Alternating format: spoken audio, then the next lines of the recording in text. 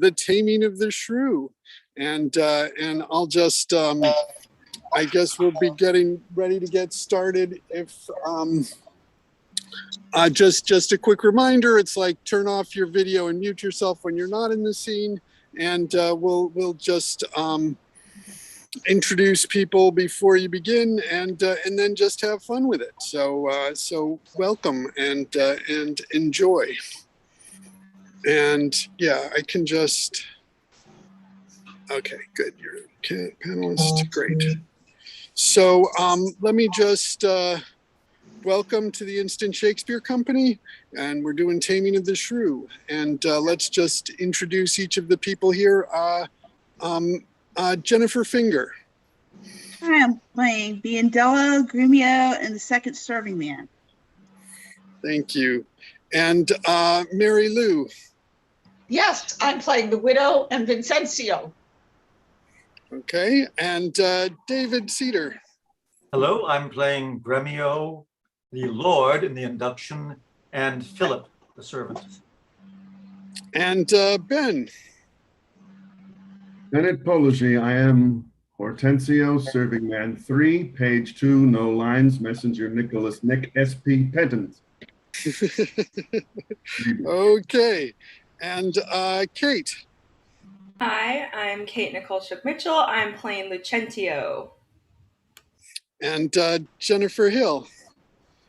Yes, hi, I'm Jennifer. I'm reading for Bianca, Huntsman number 1, Joseph, and Haberdasher. And Asher. I'm Asher Susswein. I'm reading Baptista, servant number 1, and Curtis. All right. And did I say Stephen yet? Or... No, not yet. No. Okay, Stephen. Okay, Stephen Brown. I'm playing the only real living person in this play called Sinklo, and a messenger, and a Tranio, and Nathaniel. All right, and Maren. Hello, I'm Maren Sugarman. I will be playing Kait or Katerina, and also the hostess. And Angus.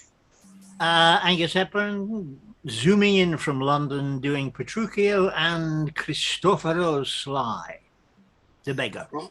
All right. Well, and I'm Paul Sugarman, and welcome to Instant Shakespeare and the Taming of the Shrew. So have fun. And we'll take a small break after Act 3, as I'd indicated in the email on page 74. So take care and have fun. Shakespeare for everyone.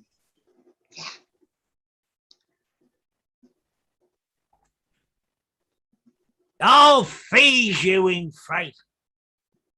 A pair of stocks, you rogue. Ah, you're a baggage.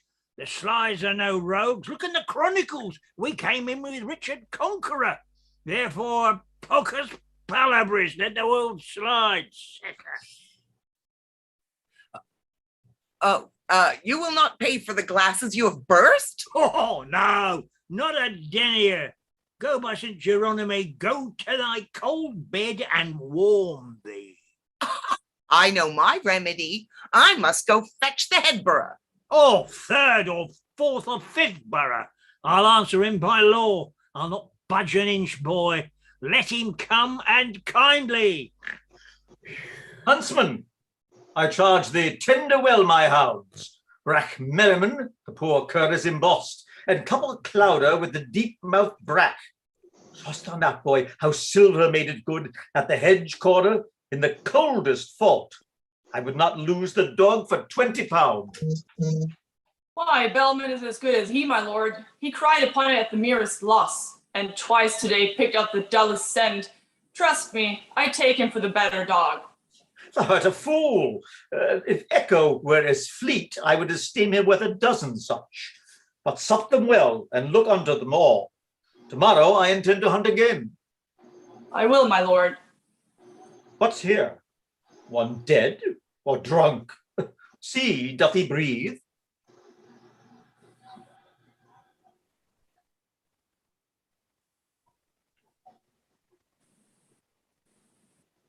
He breathed, my lord, were he not warmed with ale. This were a bed but cold to sleep so soundly.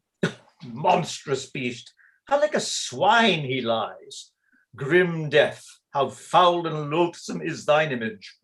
Sirs, I will practice on this drunken man. What think you if he were conveyed to bed, wrapped in sweet cloths, rings put upon his fingers, a most delicious banquet by his bed, and brave attendants near him when he wakes? Would not the beggar then forget himself? Believe me, Lord, I think he cannot choose. It would seem strange unto him when he waked.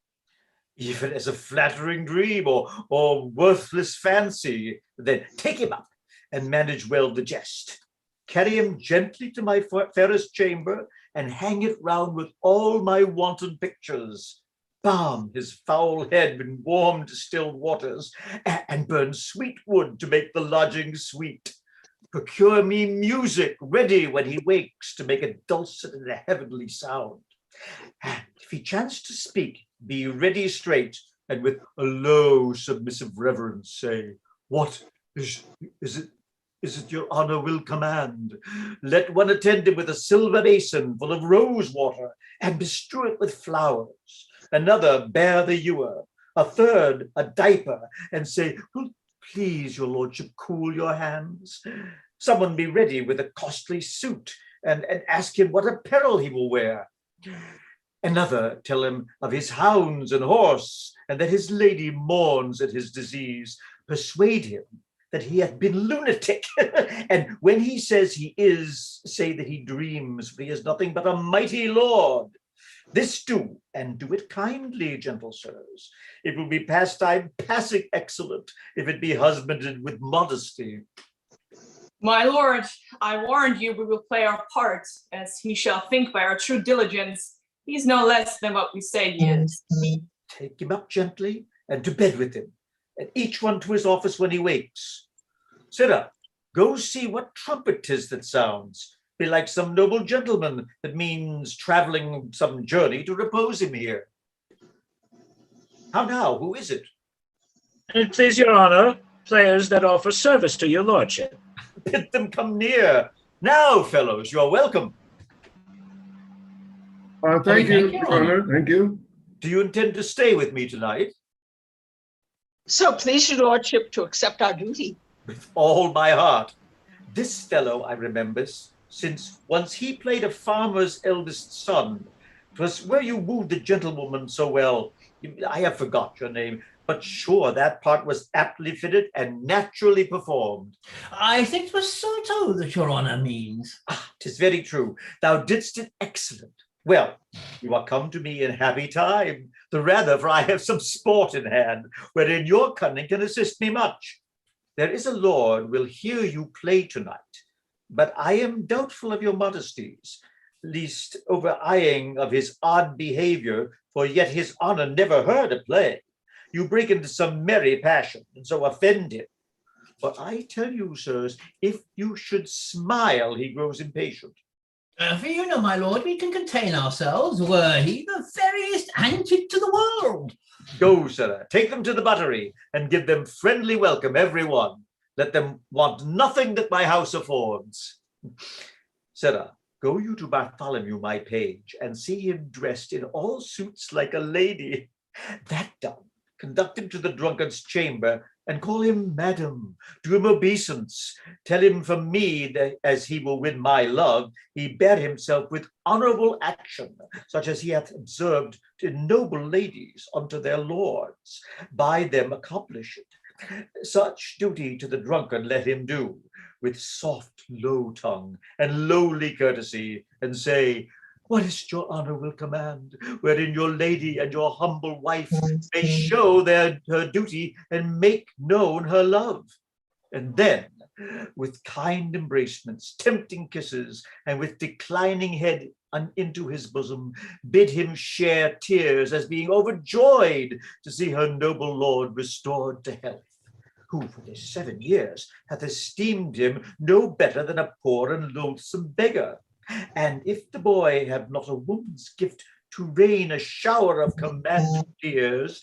An onion will do well for such a shift, which in a napkin, being close conveyed, shall in despite enforce a watery eye. See this dispatched with all the haste thou canst. Anon, I'll give thee more instructions. I know the boy will well usurp the grace, voice, gait, and action of a gentlewoman. I long to hear him call the drunken husband, and how my men will stay themselves from laughter when they do homage to this simple peasant. I'll in to counsel them. Happily, my presence may well abate the over-merry spleen, which otherwise would grow into extremes. For God's sake, a spot of small ale. Will it please your lord drink a cup of sack? Would your honor taste of these conserves? What raiment will your honor wear today? I am Christopher O'Sly. Call me not honor nor lordship. Never drank sack in all my life. And if you give me any conserves, give me conserves of beef. Ne'er ask me what raiment I wear, for I have no more doublets than backs, no more stockings than legs, nor no more shoes than feet. Nay, sometime more feet than shoes, or such shoes as my toes look through the over-leather. Heaven cease this idle humour in your honour. Oh, that a mighty man of such descent, of such possessions, and so high esteem, should be infused with so foul a spirit. Why, would you make me mad? Am I not Christopher O'Sly, old Sly's son of Burton Heath? By birth a pedlar, by education a card maker, by transmutation a beer herd, and now by present profession a tinker. Well, ask Marion Hackett, the fat alewife of Wincock, if she know me not. If she say I am not dead on the score of sheer ale, score me up for the lyingest knave in Christendom. What, am I not bestraught? Here's... Oh, this it is that makes your lady mourn. Oh, this is it that makes your servants droop. Hence comes it that your kindred shuns your house, as beaten hence by your strange lunacy. O noble lord, bethink thee of thy birth, call home thy ancient thoughts from banishment, and banish hence these abject lowly dreams. Look how thy servants do attend on thee, each in his office, ready at thy beck. Wilt thou have music? Hark! Apollo plays, and 20 caged nightingales do sing. Or wilt thou sleep? We'll have thee to a couch softer and sweeter than the lustful bed, on purpose trimmed up for Semiramis. Say thou wilt walk, we will bestrow the ground, or wilt thou ride? Thy horses shall be trapped, their harnesses studded all with gold and pearl. Dost thou love hawking? Thou hast hawks will soar above the morning lark, or wilt thou hunt? Thy hounds shall make the welkin answer them, and fetch shrill echoes from the hollow earth. Say thou wilt course, the greyhounds are as breathed stags. Aye, fleeter than the roe. The style of pictures, you will fetch thee straight Adonis painted by a running brook, and Cytherea on Sedge's head, which seems to move and wanton with her breath, even as the waving sedges play with wind. We'll show thee Io, as she was a maid, and how she was beguiled and surprised, as lively painted as the deed was done. Or Daphne roaming through a thorny wood, scratching her legs that one shall swear she bleeds, and at that sight shall sad Apollo weep, so workmanly the blood and tears are drawn. Thou art a lord, and nothing but a lord. Thou hast a lady far more beautiful than any woman in this waning age. And till the tears that she hath shed for thee, like envious floods, o'errun her lovely face, she was the fairest creature in the world, and yet she is inferior to none. My lord? And have I such a lady? Or do I dream? Or have I dreamed till now? I do not sleep. I see, I hear, I speak. I smell sweet savours, and I feel soft things. Upon my life, I am a lord indeed, and not a tinker, nor Christopher Sly. Well, bring our lady hither to our sight, and once again a pot of the smallest ale. Oh, please, your mightiness, to wash your hands. Oh, how we joy to see your wit restored. Oh, that once more you knew but what you are. These 15 years you have been in a dream. Or when you wake, so wake as if you slept. It's 15 years, by my fay, a goodly nap. But did I ever speak of all that time? Oh, yes, my lord, but very idle words, for though you lay here in this goodly chamber, yet would you say you were beaten out of door, and rail upon the hostess of the house, and say you would present her at the leap, because she brought stone jugs and no sealed quarts. Sometimes you would call out for Cicely Hackett. Aye, the woman's maid of the house.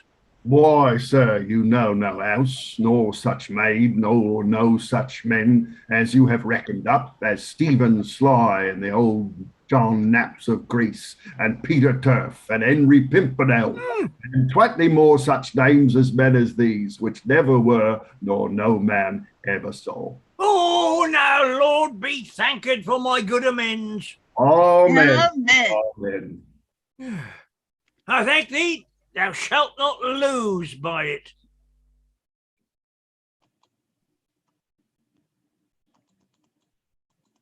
How fares my noble lord? Marry, I fare well, for here is cheer enough. Where's my wife? Here, noble lord. What is thy will with her? You my wife, and will not call me husband? My men should call me lord. I am your good man. My husband and my lord and husband. I am your wife in all obedience. I know it well. What must I call her? Madam. Out here, madam, or Joan, madam? Madam and nothing else. So lords call ladies.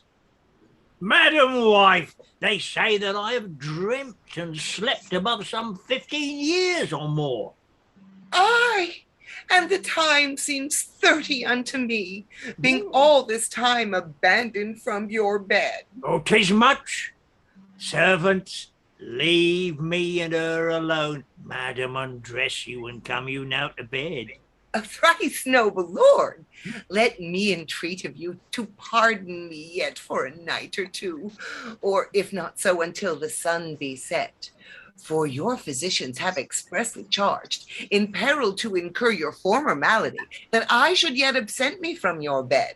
I hope this reason stands for my excuse. Aye, it stands so that I may hardy tarry so long, but I would loath to fall into my dreams again.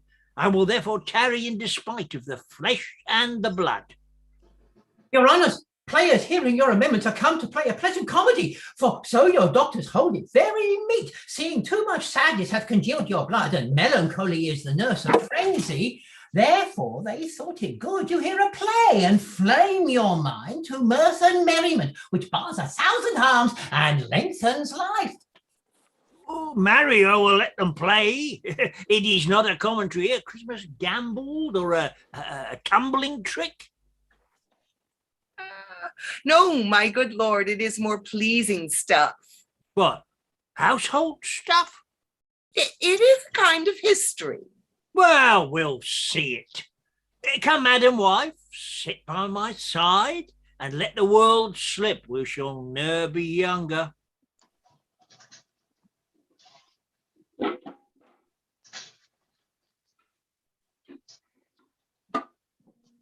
Tranio, since for the great desire I had to see fair Padua, nursery of arts, I am arrived for fruitful Lombardy, the pleasant garden of great Italy, and by my father's love and leave, and armed with his good will, and thy good company, my trusty servant well approved in all, here, let us breathe, and happily institute a course of learning, and ingenious studies. Pisa, renowned for grave citizens, gave me my being, and my father first a merchant of great traffic through the world. Vincentio's come of the Bentivolgi. Vincentio's son, brought up in Florence, it shall be come to serve all hopes conceived to deck his fortune with his virtuous deeds. And therefore, Tranio, for the time I study, virtue and that part of philosophy will I apply that treats of happiness by virtue specially to be achieved. Tell me thy mind, for I have Pisa left, and am to Padua come, as he that leaves a shallow plash to plunge him into the deep, and with sanctity seeks to quench his thirst. Well, may pardon Otto, gentle master mine, I am all affected as yourself. Glad that you thus continue your resolve to suck the sweets of sweet philosophy, your only good master, while we do admire this virtue and this moral discipline.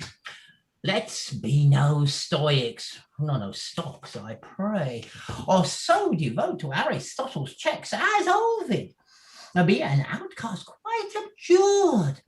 Bulk logic with acquaintance that you have, and practice rhetoric in your common talk. Music, poesy used to quicken you, the mathematics and the metaphysics, fall to them as you find your stomach serves you. No profit grows where is no pleasure ta'en. In brief, sir, study what you most affect. Gramercies, Tranio, well dost thou advise. If Biondello thou wert come ashore, we could at once put us in readiness, and take a lodging fit to entertain such friends as time in Padua shall beget. But stay a while. What company is this? Some show to welcome us to town. Gentlemen, importune me no farther, for how I firmly am resolved, you know. That is not to bestow my youngest daughter before I have a husband for the elder. If either of you both love Katharina, because I know you well and love you well, leave shall you have to court her at your pleasure. Court her, rather. She's too rough for me. There, Hortensio. Will you any wife? Pray you, sir, is it your will to make a stale of me among these mates? Mates, maid, how mean you that? No mates for you unless you were of gentler, milder mould. In faith, sir, you shall never need to fear. I wis it is not halfway to her heart, but if it were, doubt not her care should be to comb your noodle with a three-legged stool and paint your face and use you like a fool. From all such devils, good Lord, deliver us. And me too, good Lord.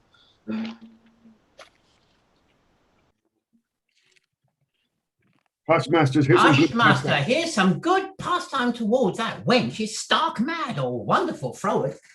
But in the other silence I do see, maid's mild behavior and sobriety, Tranio. Well said, master. Mum, gaze your fill. Gentlemen, that I may soon make good what I have said.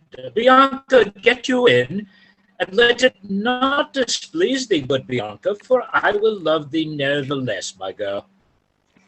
A pretty Pete. It is best put a finger in the eye, and she knew why. Sister, content you in my discontent. Sir, to your pleasure humbly I subscribe. My books and instruments shall be my company. On them to look and practice by myself. Hark, Tranio, and thou mayest hear Minerva speak. Signor Baptista, will you be so strange? Sorry am I that our goodwill affects Bianca's grief. Why will you mew her up, Signor Baptista, for this fiend of hell, and make her bear the penance of her tongue? Gentlemen, content ye. I am resolved. Go in, Bianca, and I know she taketh most delight in music, instruments, and poetry. Schoolmasters will I keep within my house, fit to instruct her youth. If you, Hortensio, or Signor Gremio, you know any such, refer him hither. For to cunning men I will be very kind and liberal to mine own children in good bringing up. And so, farewell. Katharina, you may stay, for I have more to commune with Bianca. Why, and I trust I may go too, may I not? What? Shall I be appointed hours as though belike I knew not what to take and what to leave? Ha! You may go to the devil's dam. Your gifts are so good, here's none will hold you. Their love is not so great, Hortensio, but we may blow our nails together and fast it fairly out. Our cakes are dough on both sides. Farewell. Yet, for the love I bear my sweet Bianca, if I can by any means light on a fit man to teach her that wherein she delights, I will wish him to her father. So will I, Signor Gremio, but a word I pray. Though the nature of our quarrel yet never brooked parley, know now upon advice it toucheth us both, that we may yet again have access to our fair mistress and be happy rivals in Bianca's love, to labor and effect one thing specially. What's that, I pray? Marry, sir, to get a husband for her sister. A husband? A devil? I say a husband. I say a devil. Thinkst thou, Hortensio, though her father be very rich, any man is so very a fool to be married to hell? Oh, tush, Gremio, though it pass your patience and mine to endure her loud alarms. Why, man, there be good fellows in the world, and a man could light on them, would take her with all her faults, and money enough. I cannot tell, but I had his leave take her dowry with this condition, to be whipped at the cross every morning. As you say, there's a small choice in rotten apples. But come, since this bar-in-law makes us friends, it shall be so far forth friendly maintained, till by helping Baptista's eldest daughter to a husband, we set his youngest free for a husband, and then to have to it afresh. Sweet Bianca, happy man be his dole, he that runs fastest gets the ring. How say you, Signor Gremio? I am agreed, and would I had given him the best horse in Padua to begin his wooing, that would thoroughly woo her, wed her, and bed her, and rid the house of her. Come on. I pray you, sir, tell me, is it possible that love should of a sudden take such hold? Tranio, till I found it to be true, I never thought it possible or likely. But see, while idly I stood looking on, I found the effect of love in idleness. And now in plainness do confess to thee that art to me as secret and as dear as Anna to the Queen of Carthage was.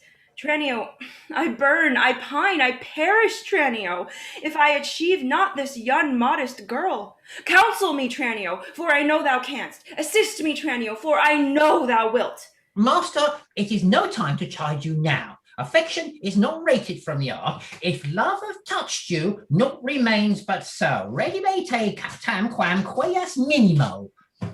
Gramercies, lad, go forward. This contents, the rest will comfort, for thy counsel's sound. Master, you look so longingly on the maid, perhaps you marked not what's the pith of it.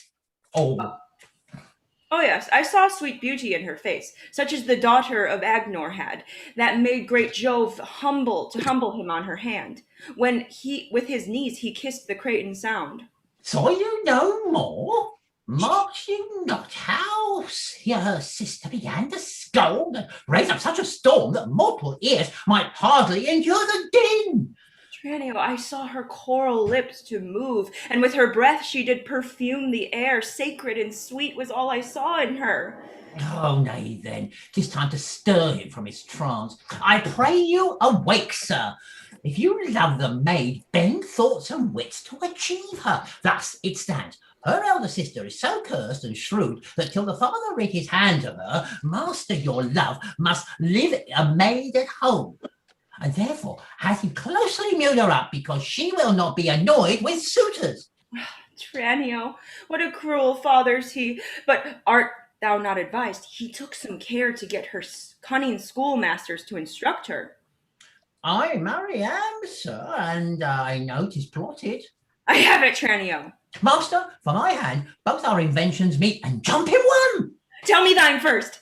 You will be a schoolmaster and undertake the teaching of the maid. That's your device. It is. May it be done? No, not possible. For who shall bear your part and be in Padua here, Vincentio's son? Keep house and ply his book, welcome his friends, visit his countrymen, and banquet them.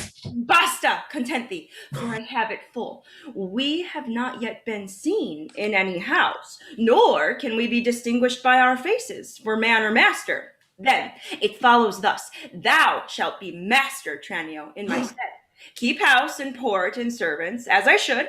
I will some other be, some Florentine, some Neapolitan, or meaner man of Pisa. 'Tis hatched, and shall be so. Tranio, at once uncase thee. Take my collared hat and cloak. When Biondello comes, he waits on thee. But I will charm him first to keep his tongue. No, so as you need, your brief, sir, since it your pleasure is, and I am tied to be obedient. For so your father charged me at our parting. Be serviceable to my son, quoth he, although I think 'twas in another sense. I am content to be Lucentio, because I so well I love Lucentio. Tranio, be so, because Lucentio loves, and let me be a slave to achieve that maid, whose sodane sight hath thralled my wounded eye. Here comes the rogue. Sarah, where have you been? Where have I been? Hey, how now? Where are you? Master, here's my fellow Tranio stolen your clothes, or you stolen his, or both. Pray, what's the news? Sarah, come hither. 'Tis no time to jest, and therefore frame your manners to the time your fellow Tranio here to save my life puts my apparel and my countenance on, and I for my escape have put on his. For in a quarrel since I came ashore I killed a man, and fear I was descried. Wait you on him, I charge you, as becomes, while I make way from hence to save my life. You understand me? Aye, sir. Narrow wit. And not a jot of Tranio in your mouth. Tranio is changed into Lucentio. The better for him, would I were so too. So could I, faith boy, to have the next wish after that Lucentio indeed had Baptista's youngest daughter. But Sarah, not for my sake, but your master's, I advise you to use your manners discreetly in all kind of companies. When I am alone, why then I am Tranio. But in all places else, your master, Lucentio. Tranio, let's go. One thing more rests, that thyself execute, to make one among these wooers. If thou ask me why, sufficeth my reasons are both good and weighty. My lord, you nod. You do not mind the play. Yes, by St. Anne, I do. A good matter, surely. Comes there any more of it? Oh, my lord, 'tis but begun. 'Tis a very excellent piece of work, madam. Lady, would 'twere done.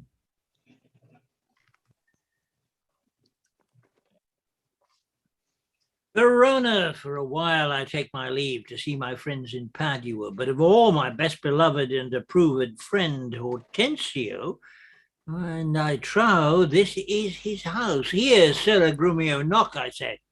Knock, sir? Whom should I knock? Is there any man has abused your worship? Villain, I say, knock me here soundly. Knock you here, sir? Why, sir, what am I, sir, that I should knock you here, sir? Villain, I say, knock me at this gate and rap me well, or I'll knock your knave's pate. My master has grown quarrelsome. I should knock you first, and then I know after who comes by the worst. Will it not be? Faith, sirrah, and you'll not knock, I'll ring it. Now try how you can sol fa and sing it, yeah. Help, mistress, help! My master is mad. Now knock when I bid you, sirrah villain. Oh, no. What's the matter? Ah, my old friend, Grumio, and my good friend, Petruchio. How do you all at Verona? Ah, Signor Hortensio, come you to part the fray? Con tutti le core bene trovato, may I Alla say. nostra casa benevenuto, molto onorato, signor mio Petruchio. Rise, Grumio, we shall compound this quarrel. Nay. 'Tis no matter, sir. What he alleges in Latin? If this be not a lawful cause for me to leave his service, look ye, sir, he bid me knock him and rap him soundly, sir.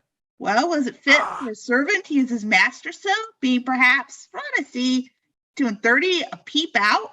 Oh, to God, I had well knocked at first. Then had not Grumio come by the worst. Senseless villain, good Hortensio. I bade the rascal knock upon your gate and could not get him for my heart to do it. Knock at the gate? Oh, heavens, spake ye not these words plain? Sarah, knock me here. Rap me here. Knock me well and knock me soundly? Ugh. And come you now with knocking at the gate? Sirrah, be gone, or talk not, I advise you. Petruchio, patience. I am Grumio's pledge. Why, this is a heavy chance twixt him and you, your ancient, trusty, pleasant servant Grumio. And tell me now, sweet friend, what happy gale blows you to Padua here from old Verona? Oh, what wind scatters young men through the world to seek their fortunes further than at home, where small experience grows but in a few. Ah, Signor Hortensio, thus it stands with me. Antonio, my father, is deceased, and I have thrust myself into this maze, haply to wive and thrive as best I may. Crowns in my purse I have, and goods at home, and so am come abroad to see the world. Petruchio, shall I then come roundly to thee and wish thee to a shrewd, ill-favoured wife? Thou'dst thank me but a little for my counsel, and yet I'll promise thee she shall be rich, very rich. But thou too much my friend, I'll not wish thee to her. No. Oh, Signor Hortensio, twixt such friends as we, few... Oh, you're on mic. Signor Hortensio, twixt such friends as we, few words suffice. And therefore, if thou know one rich enough to be Petruchio's wife, as wealth is burden to my wooing dance, be she as foul as Florentirio's love, as old as Sibyl and as cursed as shrewd as Socrates' Xantippe, or a worse, she moves me not, or not removes at least affection's edge in me. Were she as rough as are the swelling Adriatic seas, I will come to wive it wealthily in Padua. If wealthily, then happily in Padua. Nay, look you, sir. He tells you flatly what his mind is. Why, give him gold enough and marry him to a puppet or an aqua baby or an old trot with narrow tits in her head. Though she have as many diseases as 52 horses. Why, nothing comes amiss, some money comes with awe. Petruchio, since we are stepped thus far in, I will continue that I broached in jest. I can, Petruchio, help thee to a wife, with wealth enough, and young and beauteous, brought up as best becomes a gentlewoman. Her only fault, and that is fault enough, is that she is intolerable cursed, and shrewd and froward, and so beyond all measure that were my state far worse than it is, I would not wed her for a mine of gold. Oh, Hortensio, peace. Thou knowst not gold's effect. Tell me your father's name, and 'tis enough, for I will board her that she chide as loud as thunder when the clouds in autumn crack. Her father is Baptista Manola, an affable and courteous gentleman. Her name is Caterina Manola, renowned in Padua for her scolding tongue. I know her father, though I know her not, and he knew my deceased father well. I will not sleep, Hortensio, till I see her, and therefore let me be thus bold with you to give you over at this first encounter, unless you will accompany me hither. I pray you, sir, let him go while the humor lasts. On my word, if she knew him as well as I do, she would think scolding would do little good upon him. She may perhaps call him half a score knaves or so, but that's nothing. And he begin once, he'll rail in his rope tricks. I'll tell you what, sir, and she'll stand by him but a little. He will throw a figure in her face, and so disfigure her with it that she shall have no more eyes to see withal than a cat. You know him not, sir. Tarry, Petruchio, I must go with thee, for in Baptista's keep my treasure is. He hath the jewel of my life in hold, his youngest daughter, beautiful Bianca, and her withholds from me. Other more suitors to her, and rivals in my love, supposing it a thing impossible for those defects I have before rehearsed, that ever Caterina will be wooed. Therefore this order hath Baptista ta'en, that none shall have access unto Bianca till Catherine the Cursed have got a husband. Catherine the Cursed, a title for a maid, of all titles the worst. Now shall my friend Petruchio do me grace and offer me disguised in sober robes to old Baptista as a schoolmaster, well seen in music, to instruct Bianca, that so I may by this device at least have leave and leisure to make love to her, and unsuspected court her by herself. Well, here's no knavery. See, to beguile the old folks, how the young folks lay their heads together. Master, look about you. Who goes there? Ha! Peace, Grumio, is the rival of my love. Petruchio, stand by a while. A proper stripling and an amorous. Oh, very well. I have perused the note. Hark you, sir. I'll have them very fairly bound, all books of love, to see that at any hand, and see you read no other lectures to her. You understand me? Over and beside Signor Baptista's liberality, I'll mend it with a largesse. Take your paper too, and let me have them very well perfumed, for she is sweeter than perfume itself to whom they go to. What will you read to her? Whate'er I read to her, I'll plead for you. As for my patron, stand you so assured, as firmly as yourself were still in place. Yea, and perhaps with more successful words than you, unless you were a scholar, sir. Oh, this learning, what a thing it is. Oh, this woodcock, what an ass it is. Peace, sirrah. Grumio, Mum. God save you, Signor Gremio. And you are well met, Signor Hortensio. Trow you whither I am going? To Baptista Minola. I promised to inquire carefully about a schoolmaster for the fair Bianca, and by good fortune I have lighted well on this young man, for learning and behavior, fit for her tune, well read in poetry and other books, good ones, I warrant ye. 'Tis well, and I have met a gentleman hath promised me to help one to another, a fine musician, to instruct our mistress. So shall I no whit be behind in duty to fair Bianca, so beloved of me. Beloved of me, and that my deed shall prove. And that his bag shall prove. Gremio, 'tis now no time to vent our love. Listen to me, and if you speak me fair, I'll tell you. What is the noise, folks? I'll tell you news indifferent, good for either. Here is a gentleman whom I chance met, upon agreement from us to his liking, will undertake to woo cursed Catherine. Yea, and to marry her, if her dowry please. So said, so done, is well. Hortensio, have you told him all her faults? I know she is an irksome, brawling scold. If that be all, masters, I hear no harm. No, say'st me so, friend. What countryman? Born in Verona, old Butonio's son. My father dead, my fortune lives for me, and I do hope good days and long to see. Oh, sir, such a life with such a wife were strange. But if you have a stomach to it, in God's name, you shall have me assisting you at all. But will you woo this wild cat? Will I live? Will we woo her? Aye, or I'll hang her. Look, why came I hither but to that intent? Think you a little din can daunt mine ears? Have I not in my time heard lions roar? Have I not heard the sea, puffed up with winds, rage like an angry boar, chafed with sweat? Have I not heard great ordnance in the field, and heaven's artillery thunder in the skies? Have I not in a pitched battle heard loud larums, neighing steeds, and trumpets clang? And do you tell me of a woman's tongue? That gives not half so great a blow to hear as will a chestnut in a farmer's fire.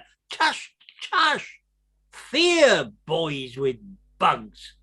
For he fears none. Hortensio, hark! This gentleman is happily arrived.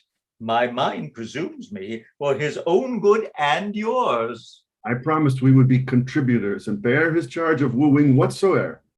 And so we will, provided that he win her. I would I were as sure of a good dinner.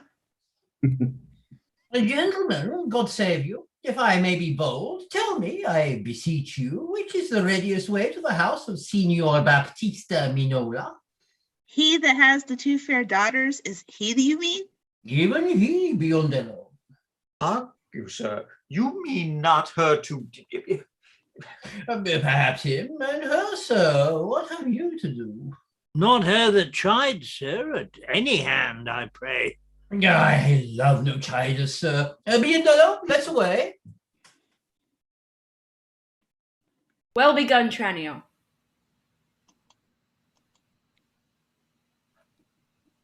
Sir, where dare you go? Are you a suitor to the maid you talk of, yea or no? And if I be, sir, is it any offence? No, if without more words you will get you hence. Why, sir, I pray, are not the streets as free for me as for you? But so is not she. And for what reason, I beseech you? For this reason, if you'll know, that she is the choice love of Signor Gremio. That she is the chosen love of Signor Hortensio. No, softly, my masters, if you be gentlemen, do me this right, hear me with patience. Baptista is a noble gentleman to whom my father is not all unknown, and were his daughter fairer than she is, she may more suitors have, and me for one. A fair lady's daughter had 1,000 wooers, then well one more may fair Bianca have. And so she shall. Lucentio shall make one, though Paris came in hope to speed alone. What? This gentleman will out-talk us all. Sir, give him head. I know he'll prove a jade.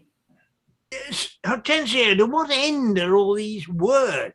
Sir, let me be so bold as to ask you, did you ever yet see Baptista's daughter? No, sir, but here I do that he hath two. The one as famous for a scolding tongue as is the other for beauteous modesty. Sir, the first for me. Let her go by. Yea, leave that labour to great Hercules, and let it be more than Alcides 12. Sir, understand you this of me, in sooth. The youngest daughter whom you hearken for, her father keeps from all access of suitors, and will not promise her to any man until the elder sister first be wed. The younger then is free, and not before. If it be so, sir, that you are the man, must steal us all, and me amongst the rest, then if you break the ice, and do this seek, achieve the elder, set the younger free for our access, whose hap shall be to have her, will not so graceless be to be ingrate. Sir, you say well, and well do you conceive, and since you do profess to be a suitor, you must, as we do, gratify this gentleman to whom we all rest generally beholding. Sir, I shall not be slacking sign whereof. Please we may contrive this afternoon and quaff carouses to our mistress' health, and do as adversaries do in law, strive mightily, but eat and drink as friends. Oh, excellent motion. Fellows, let's be gone. The motion's good indeed, and be it so. Petruchio, I shall be your benvenuto.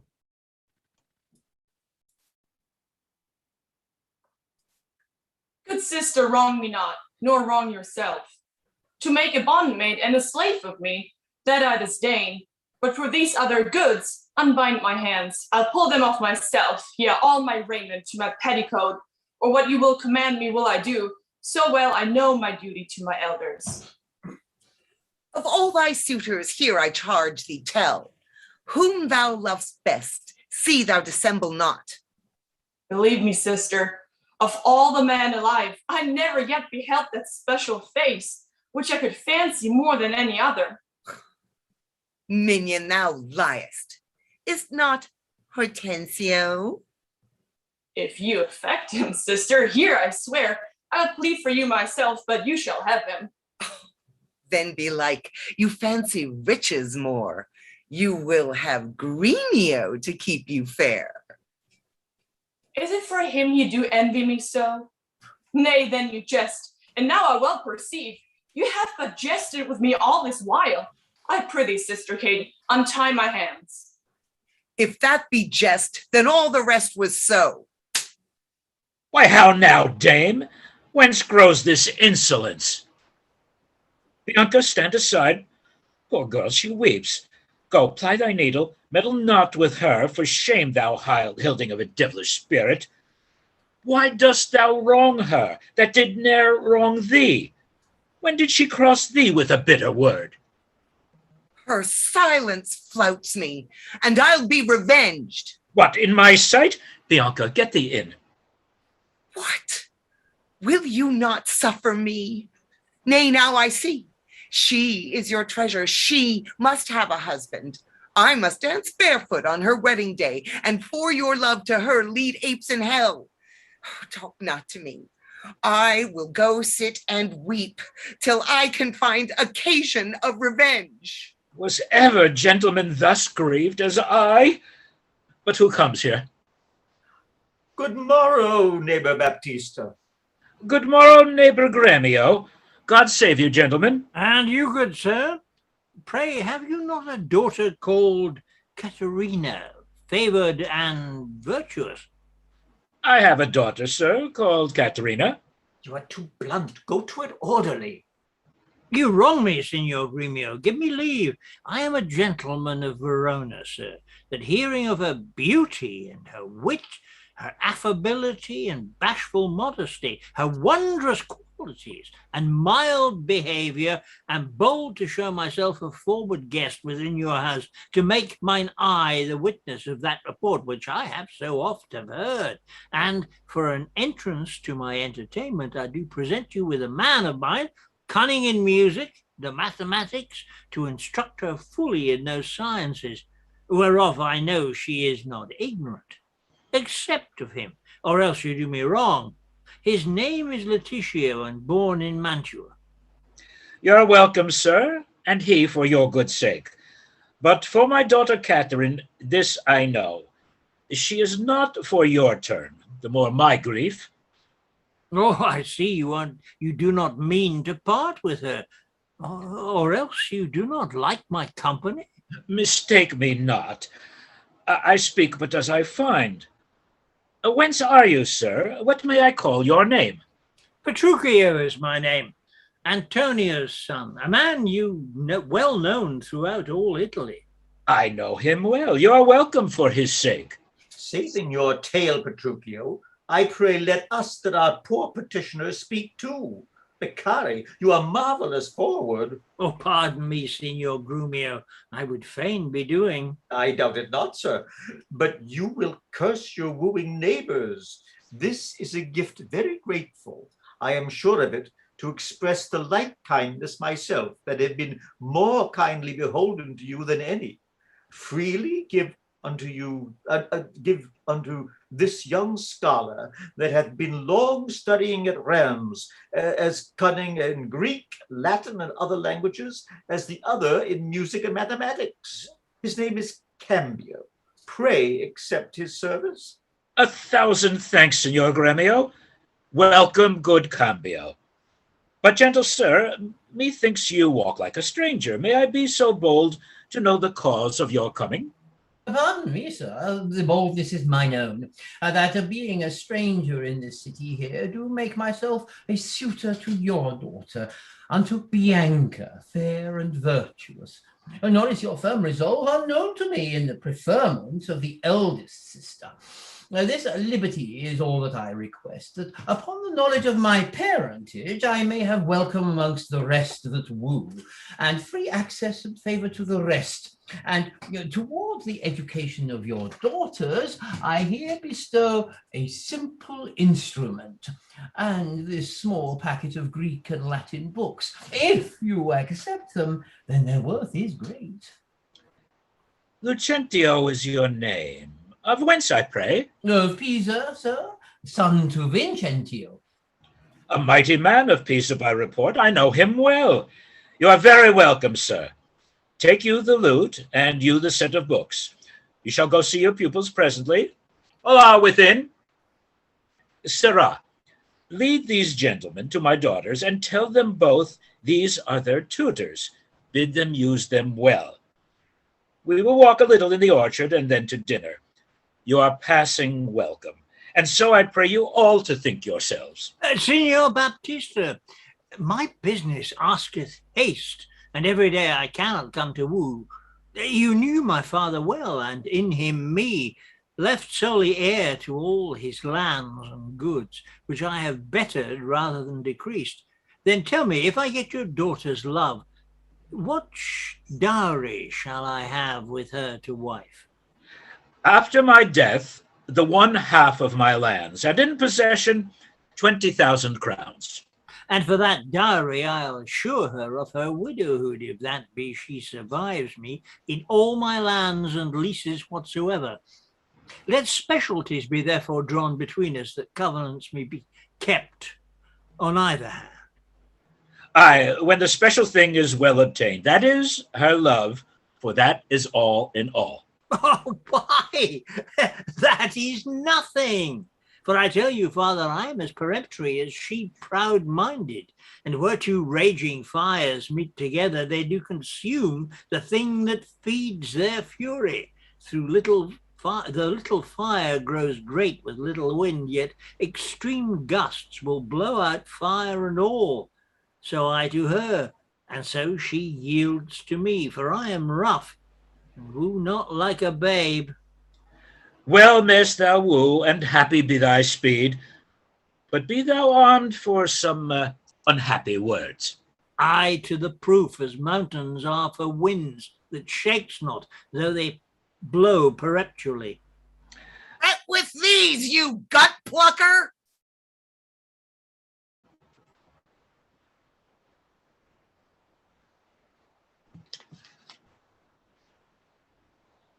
How now, my friend? Why dost thou look so pale? For fear, I promise you, if I look at the pale. What, will my daughter prove a good musician? I think she'll sooner prove a soldier. Iron may hold with her, but never lutes. Why, then thou canst not break her to the lute? Why, no, for she hath broke the lute to me, huh? I did but tell her she mistook her frets, and bowed her hand to teach her the fingering, when with the most impatient devilish spirit frets you call these, quoth she, I'll fume with them, and with that word she struck me on the head. Oh, and through the instrument my pate made way, and there I stood amazed for a while, and as an or pillory, and looked through the lute, while she did call me rascal and fiddler, and twanging Jacques, and with 20 such vile terms, and as he had studied to misuse me so. Now, by the world, he is a lusty wench. I love her 10 times more than e'er I did. Oh, how I long to have some chat with her. Well, go with me, and be not so discomfited. Proceed and practice with my younger daughter. She's apt to learn, and thankful for good turns. Signor Petruchio, will you go with us, or shall I send my daughter Kait to you?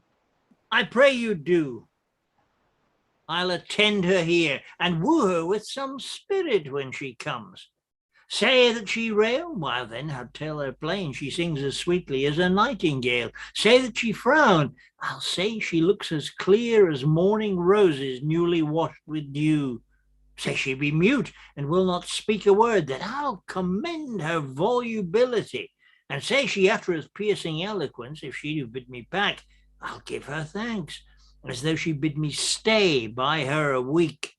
If she deny to wed, I'll crave the day when I shall ask the banns, and when be married. But here she comes, and now, Petruchio, speak. Good morrow, Kait, for that's your name, I hear. Well, have you heard, but something hard of hearing? They call me Catherine, that do talk of me. Oh, you lie in faith. For you are called plain Kait and bonny Kait, and sometimes Kait the Cursed. But Kait, the prettiest Kait in all Christendom, Kait of Kait Hall, my super dainty Kait, for dainties are all Kaits. And therefore, Kait, take this of me, Kait of my constellation. Hear thy mildness praised in every town, thy virtues spoke of, and thy beauty sounded, yet not so deeply as to thee belongs. Myself am moved to woo thee for my wife. Moved? In good time. Let him that moved you hither remove you hence. I knew you at the first. You were immovable. Why, what's immovable? A joint stool. Thou hast hit it. Come, sit on me. Asses are made to bear, and so are you. Women are made to bear, and so are you. No such jade as you, if me you mean. Alas, good Kate, I will not burden thee for knowing thee to be but young and light. Too light for such a swain as you to catch, and yet as heavy as my weight should be. Should be. Ooh, well ta'en and like a buzzard. Aye, for a turtle as he takes a buzzard. Oh, that was me. Well ta'en, Kate, and like a buzzard. No, that was... slow-winged turtle, shall a buzzard take thee? Aye, for a turtle as he takes a buzzard. Oh, come, you wasp. I'faith, you are too angry. If I be waspish, best beware my sting. My remedy is then to pluck it out. Aye, if the fool could find where it lies. Who knows not where a wasp doth wear his sting? In his tail.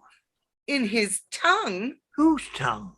Yours, if you speak of tails, and so farewell. What, with my tongue in your tail? Now come again, good Kate. I am a gentleman. That I'll try. I swear I'll cuff you if you strike me again. So may you lose your arms. If you strike me, you are no gentleman, and if no gentleman, why then no arms. A herald, Kate. Oh, put me in thy books. What is your crest? A coxcomb? A coxcombless cock. So Kate will be my hen. No cock of mine. You crow too like a craven. Nay, come, Kate, come. You must not look so sour. 'Tis my fashion when I see a crab. Why, here's no crab, and therefore look not sour. Oh, there is. Then show it me. Had I a glass, I would. What, you mean my face? Oh, well aimed of such a young one. No, by St. George, I am too young for you. Yet you are withered. Ah, 'tis with cares. I care not. Nay, hear you, Kate. In sooth, you scape not so. Oh, I chafe you if I tarry. Let me go. Nay, not a whit. I find you passing gentle. 'Twas told me you were rough and coy and sullen, and now I find report a very liar, for thou art pleasant, gamesome, passing courteous, but slow in speech, yet sweet as springtime flowers. Thou canst not frown, thou canst not look askance, nor bite the lip as angry wenches will, nor hast thou pleasure to be cross in talk, but thou with mildness entertainst thy wooers, with gentle conference, soft and affable. Why does the world say Kate doth limp? Oh, slanderous world! Kate, like the hazel twig, is straight and slender, and as brown in hue as hazelnuts, and sweeter than the kernels. Let me see thee walk. Oh, thou dost not halt. Go, fool, and whom thou keep'st command. Or did ever Diane so become a grove as Kate this chamber with a princely gait? Oh, be thou Diane, and let her be Kate, and then let Kate be chaste, and Diane sportful. Where did you study all this goodly speech? Oh, it is extempore from my mother's wit. Oh, witty mother, witless else her son. Am I not wise? Yes, keep you warm. Marry, so I meant, sweet Catherine, in thy bed. And therefore, setting all this chat aside, thus in plain terms your father has consented that you shall be my wife, your dowry agreed on, and will you, nill you, I will marry you. Now, Kate, I am a husband for your turn, for by this light whereby I see thy beauty doth make me like thee well. Thou must be married to no man but me. For I am born to tame you, Kate, to bring you from a wild Kate to a Kate conformable as other household Kates. Here comes your father. Never make denial. I must and will have Catherine to my wife. How now, Signor Petruchio? How speed you with my daughter? Oh, how but well, sir, how but well. It were impossible she should speed amiss. Why, how now, daughter Catherine, in your dumps? Call you me daughter? Now I promise you, you have showed a tender fatherly regard to wish me wed to one half lunatic, a madcap ruffian and a swearing jack that thinks with oaths to face the matter out. Father, is thus yourself and all the world that talked of her have talked amiss of her. If she be cursed, it is for policy, for she's not forward, but modest as the dove. She is not hot, but temperate as the morn. For patience, she will prove a second Grisel and Roman Lucrece for her chastity. And to conclude, we have agreed so well together that on Sunday is the wedding day.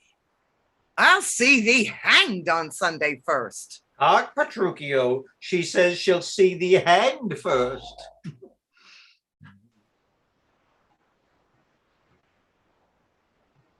Tranio. Tranio. I'm here, but I can't find my place. 53. Near the bottom, about 3 lines up. Oh. Is this your speeding? Nay, the good night our part. Be patient, gentlemen. I choose her for myself. If she and I be pleased, what's that to you? 'Tis bargain twixt us twain, being alone, that she shall be cursed in company. I tell you, it is incredible to believe how much she loves me. Oh, the kindest Kait. She hung about my neck, and kiss on kiss she vied so fast, protesting oath on oath, that in a twinkle she won me to her love. Ah, you are novices. 'Tis a world to see how tame when men and women are alone. A meacock wretch that can make the cursed shrew. Give me thy hand, Kait. I will unto Venice to buy apparel 'gainst the wedding day. Provide the feast, father, and bid the guests. I will be sure my Catherine shall be fine. I know not what to say, but give me your hands. God send you joy, Petruchio. 'Tis a match. Amen, Amen, say we. We'll be witnesses. Witnesses. Father and wife and gentlemen adieu. I will to Venice. Sunday comes apace. We will have rings and things and fine array. And kiss me, Kait. We will be married a Sunday. Was there a match clapped up so suddenly? Faith, gentlemen, now I play a merchant's part and venture madly on a desperate mart. 'Twas a commodity lay fretting by you. 'Twill bring you gain, or perish on the seas. The gain I seek is quiet in the match. No doubt, but he hath got a quiet catch. But now, Baptista, to your younger daughter. Now is the day we long have looked for. I am your neighbor and was suitor first. And I am one that loved Bianca more than words can witness, nor your thoughts can guess. Youngly, thou canst not love so dear as I. Greybeard, thy love doth freeze. But thine doth fry. Skipper, stand back. 'Tis age that nourisheth that.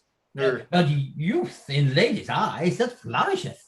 Content you, gentlemen. I will compound this strife. 'Tis deeds must win the prize, and he of both that can assure my daughter greatest dower shall have my Bianca's love. Say, Signor Gremio, what can you assure her?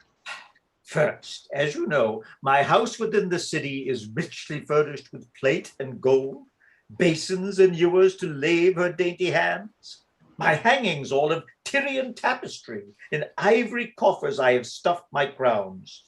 In cypress chests my heiress counterpoints, costly apparel, tents and canopies, fine linen, Turkey cushions bossed with pearl, valance of Venice gold in needlework, pewter and brass, and all things that belong to house or housekeeping.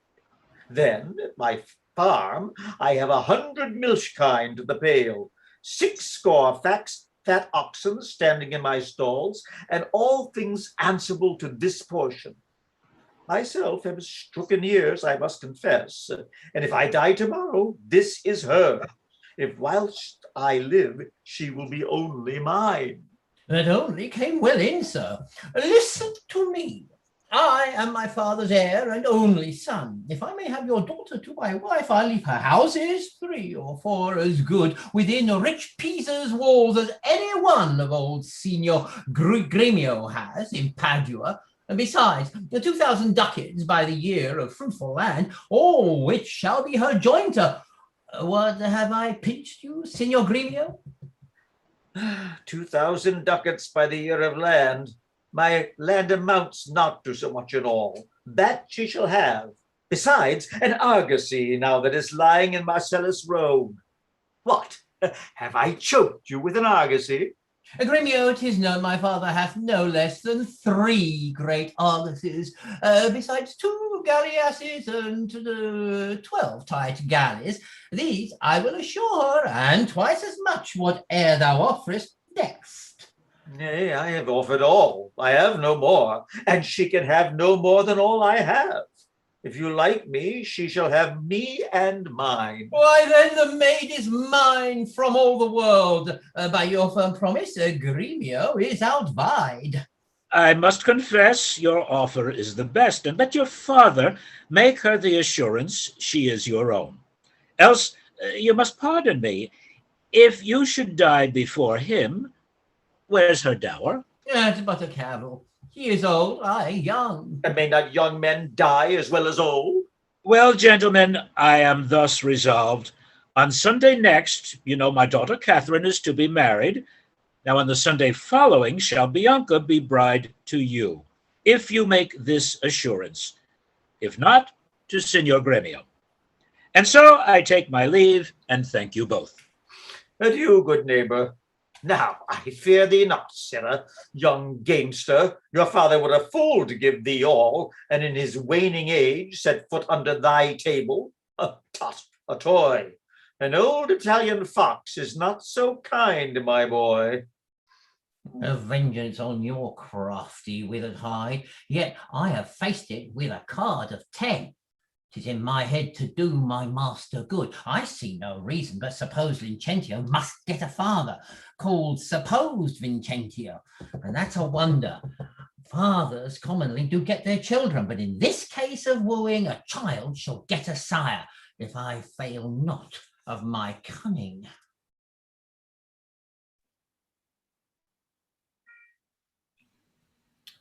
Fiddler, forbear.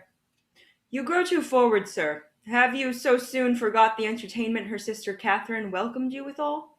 But wrangling a pedant, this is the patroness of a heavenly harmony. They give me leave of a prerogative. And when in a music we have spent an hour, your lecture shall have leisure for as much. Preposterous ass that never read so far to know the cause why music was ordained. Was it not to refresh the mind of man after his studies or his usual pain? Then give me leave to read philosophy, and while I pause, serve in your harmony. Sirrah, I will not bear these braves of thine. Why, gentlemen, you do me double wrong to strive for that which resteth in my choice. I'm no breaching scholar in the schools. I'll not be tied to hours nor pointed times, but learn my lessons as I please myself. And to cut off all strife, here, sit me down. Take you your instrument, play you the wilds. His lecture will be done ere you have tuned. You'll leave his lecture when I'm in at the tune. That will be never. Tune your instrument. Where left we last? Here, madame. Hic ibat simois, hic est siguria telus, hic steterat priami regia celsa senis. Construe them. Hic ibat, as I told you before, simois, I am Lucentio, hic est, son unto Vincentio of Pisa, sigira telus, disguised thus to get your love, hic steterat, and that Lucentio that comes a-wooing, priami is my man Tranio, regia, bearing my port, celsa senis, that we might beguile the old Pantalone. My dog hath fleas. Madam, my instrument is in tune. Let's hear. Oh, fie, the treble jars. Spit in the hole, man, and tune again. Now let me see if I can construe it. Hic ibad simois, I know you not. Hic est sigera tellus, I trust you not. Hic staturet priami, take heed he hear us not. Regia, presume not. Calsa senis, despair not. Madam, it is now in a tune. Oh, but bass. The bass is right. It is the bass knave that jars, eh? Now fire in forward, our pedant is. Now for my life the knave doth court my love. Better school, I'll watch you better yet. In time I may believe, yet I mistrust.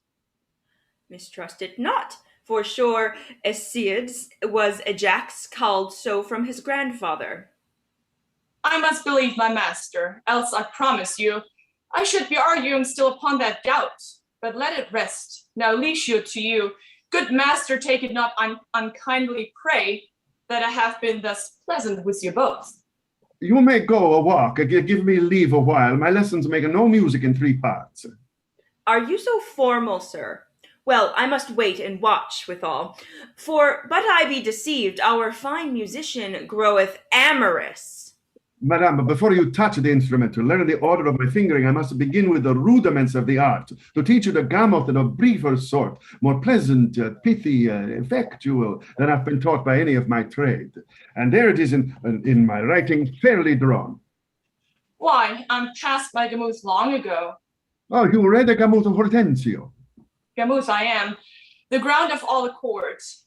A, R, to plead Hortensio's passion. B, me, Bianca taken for thy lord. C, Faut, that loves with all affection. D, sol, re, 1 cliff, 2 notes have I. El, me, show pity or I die. Call you this gamut? I like it not. Old fashions please me best. I'm not so nice to charge true rules for old inventions.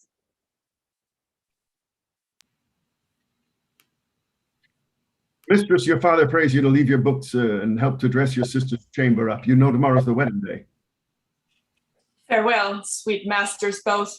I must be gone. Faith, mistress, then I have no cause to stay. But I have cause to pry into this pedant. Methinks he looks as though he were in love. Yet if thy thoughts, Bianca, be so humble, to cast thy wandering eyes on every stale, seize thee that list. If once I find thee ranging, Hortensio will be quit with thee by changing. Signor Lucentio, this is the appointed day that Catherine and Petruchio should be married, and yet we hear not of our son-in-law.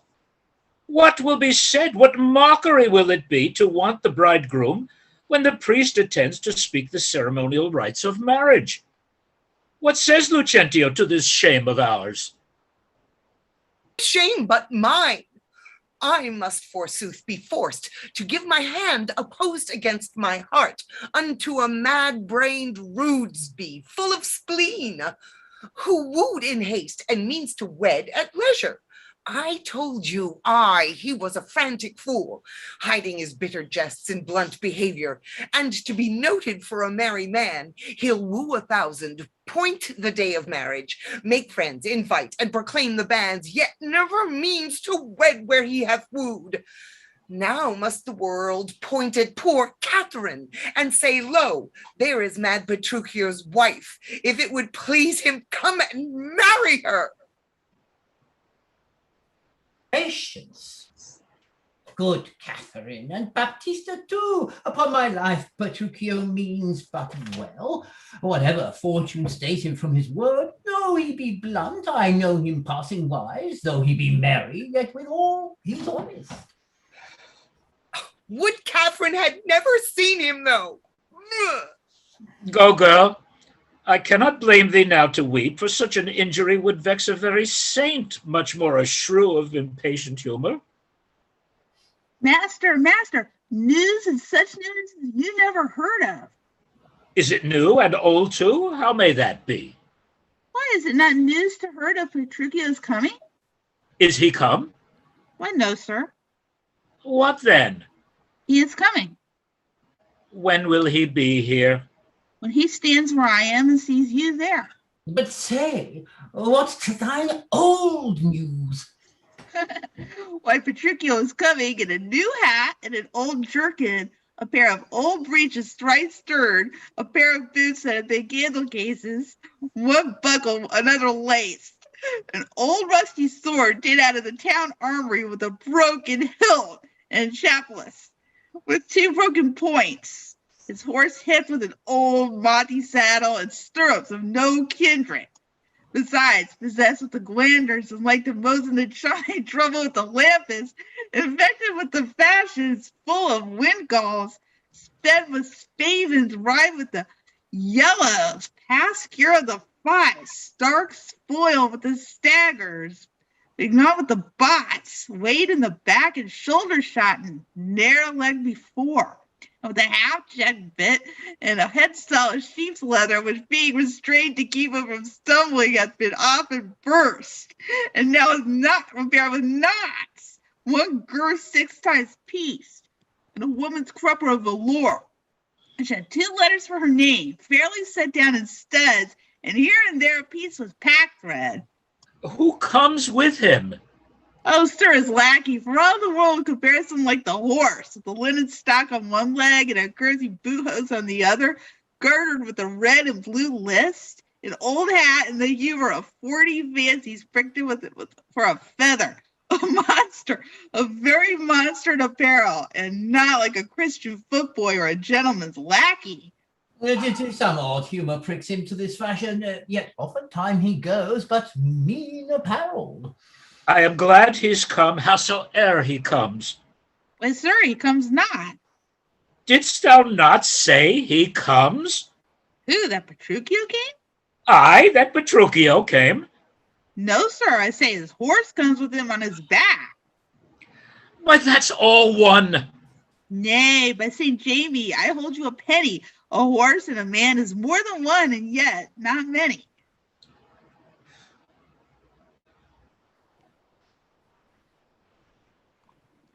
Come, where be these gallants? Who's at home?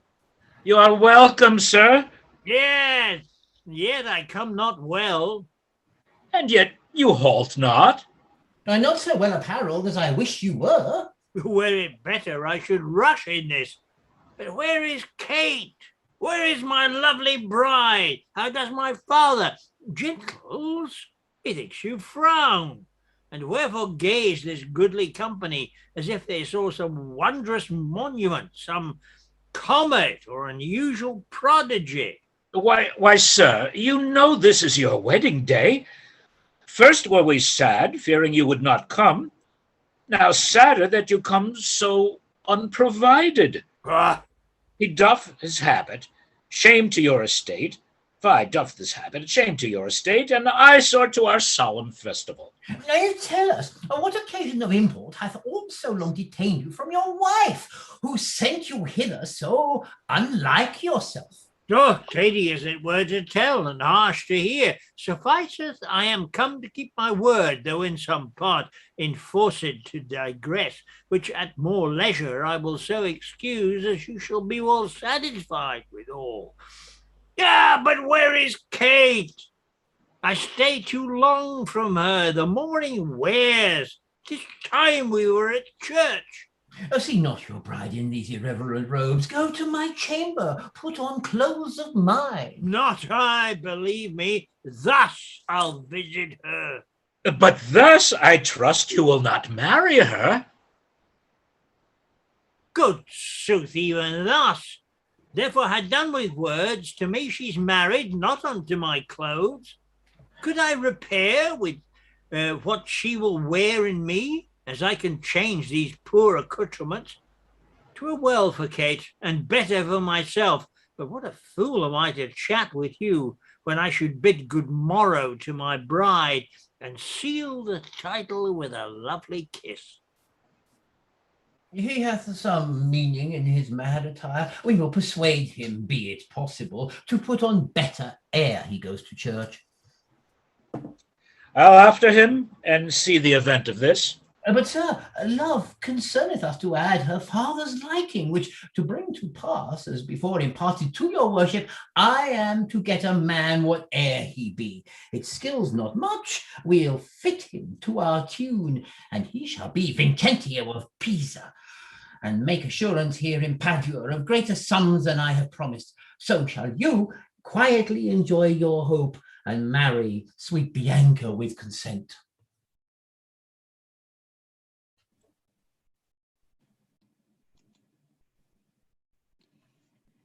Lucentio? Kait?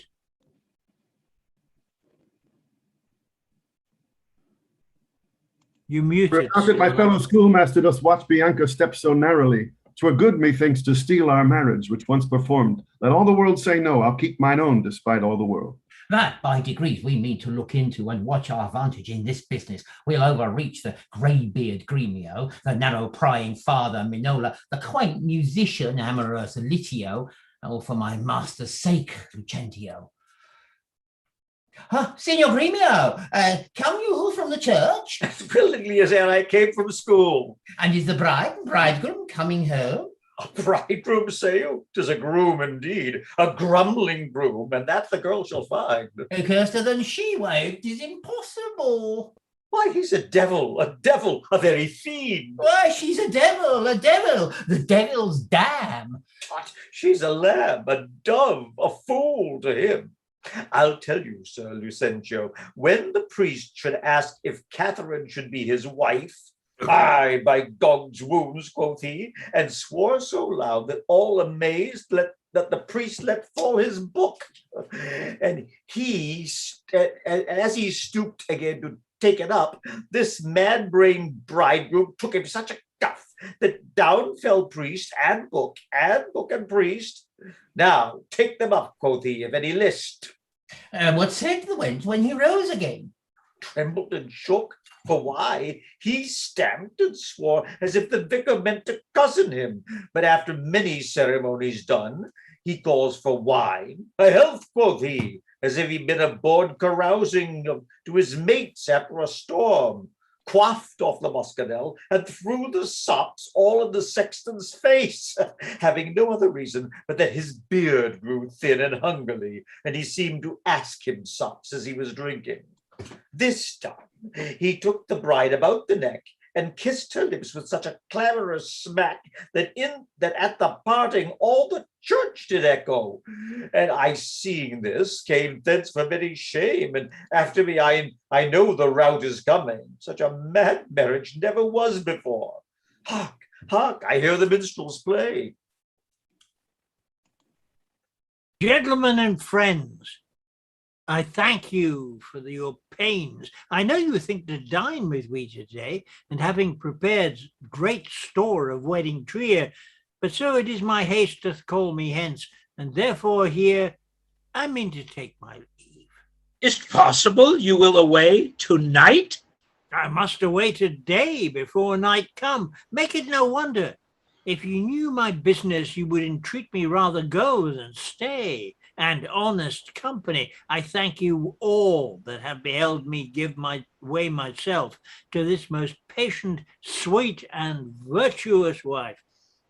Dine with my father, drink a health to me, for I must hence, and farewell to you all. Oh, let us entreat you stay till after dinner. It may not be. Let me entreat you. It cannot be. Let me entreat you. I am content. Are you content to stay? I am content you shall entreat me stay, but yet not stay. Entreat me how you can. Now, if you love me, stay. Grumio, my horse. Aye, sir, they be ready. The oats have eaten the horses. Nay then, do thou what thou canst. I will not go today. No, nor tomorrow, nor till I please myself. The door is open, sir. There lies your way. You may be jogging whiles your boots are green. For me, I'll not be gone till I please myself. Like you'll prove a jolly surly groom that take it on you at the first so roundly. Oh, Kate, content thee. Prithee be not angry. I will be angry. What hast thou to do? Father, be quiet. He shall stay my leisure. Aye, Mary, now it begins to work. Gentlemen, forward to the bridal dinner. I see a woman may be made a fool if she had not a spirit to resist. They shall go forward, Kate, at thy command. Obey the bride you extend on her. Go to the feast, revel and domineer. Carouse full measure to her maidenhead. Be mad and merry, or go hang yourselves. But for my bonny Kate, she must with me. Nay, look not big, nor stamp, nor stare, nor fret. I will be master of what is mine own. She is my goods, my chattel. She is my house, my household stuff, my field, my barn, my horse, my ox, my ass, my anything. And here she stands.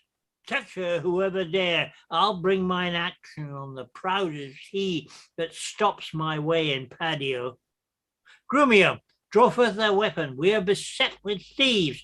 Rescue thy mistress, if thou be a man. Fear not, sweet wench. They shall not touch thee, Kate. I'll buckler thee against 1,000,000. Nay, let them go. A couple of quiet ones. Would they not quickly? I should die with laughing. Of all the mad matches, never was the like. Mistress, what's your opinion of your sister? That being mad herself, she's madly mated.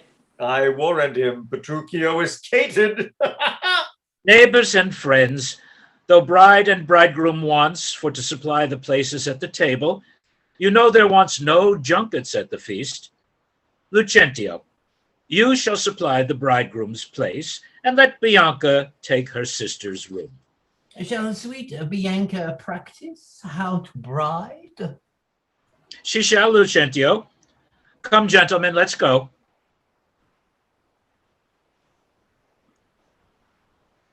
And this is where we're taking our brief break. I guess we'll take 5 minutes. All right. So that brings us back at 2:38. Sounds good. All right. Hat off. Ah.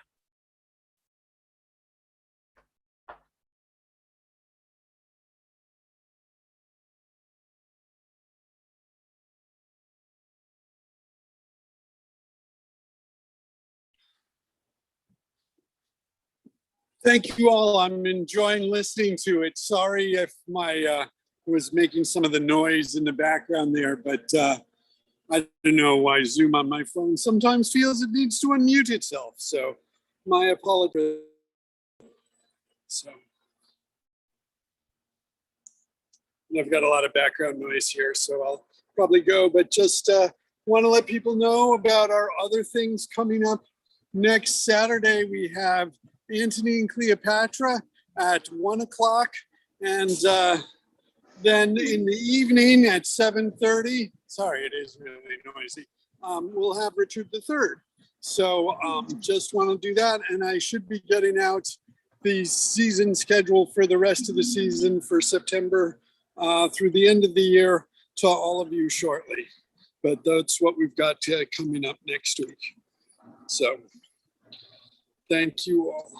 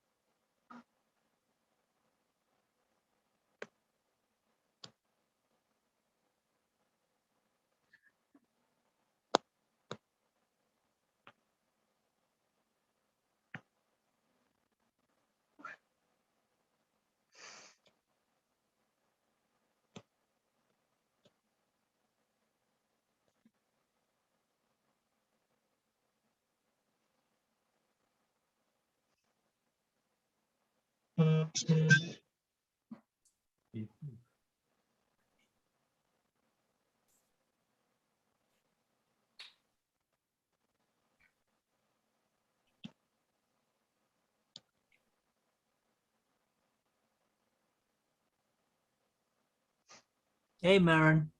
It's just as much fun as it was 22 years ago. I love this part. I did this this summer. I guess it was, yeah, the summer after I was, or just before I was married, I guess. But yeah. Well, this is the joy of instant Shakespeare. I would never have got this role in proper theatre because I play the old idiot characters, you know. So it's great to be able to do it. But well, Paul and I did it 2 years ago. Oh, wonderful. Pushing the envelope, but we the hell with that. We do it before we hit 60, so. So, which is where we are now, so. Yeah. All right, we're at 2:38. And we have Gremio. We definitely know we need Jennifer and Curtis. Who's Curtis?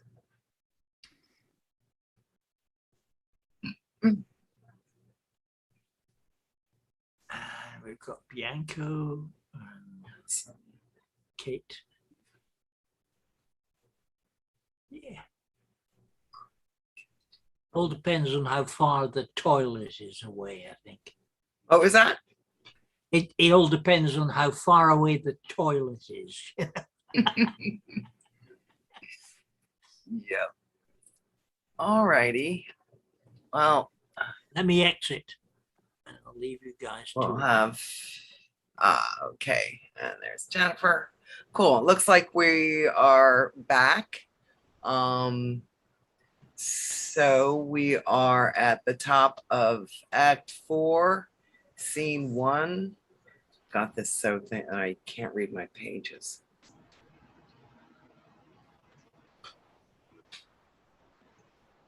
All righty. So we start with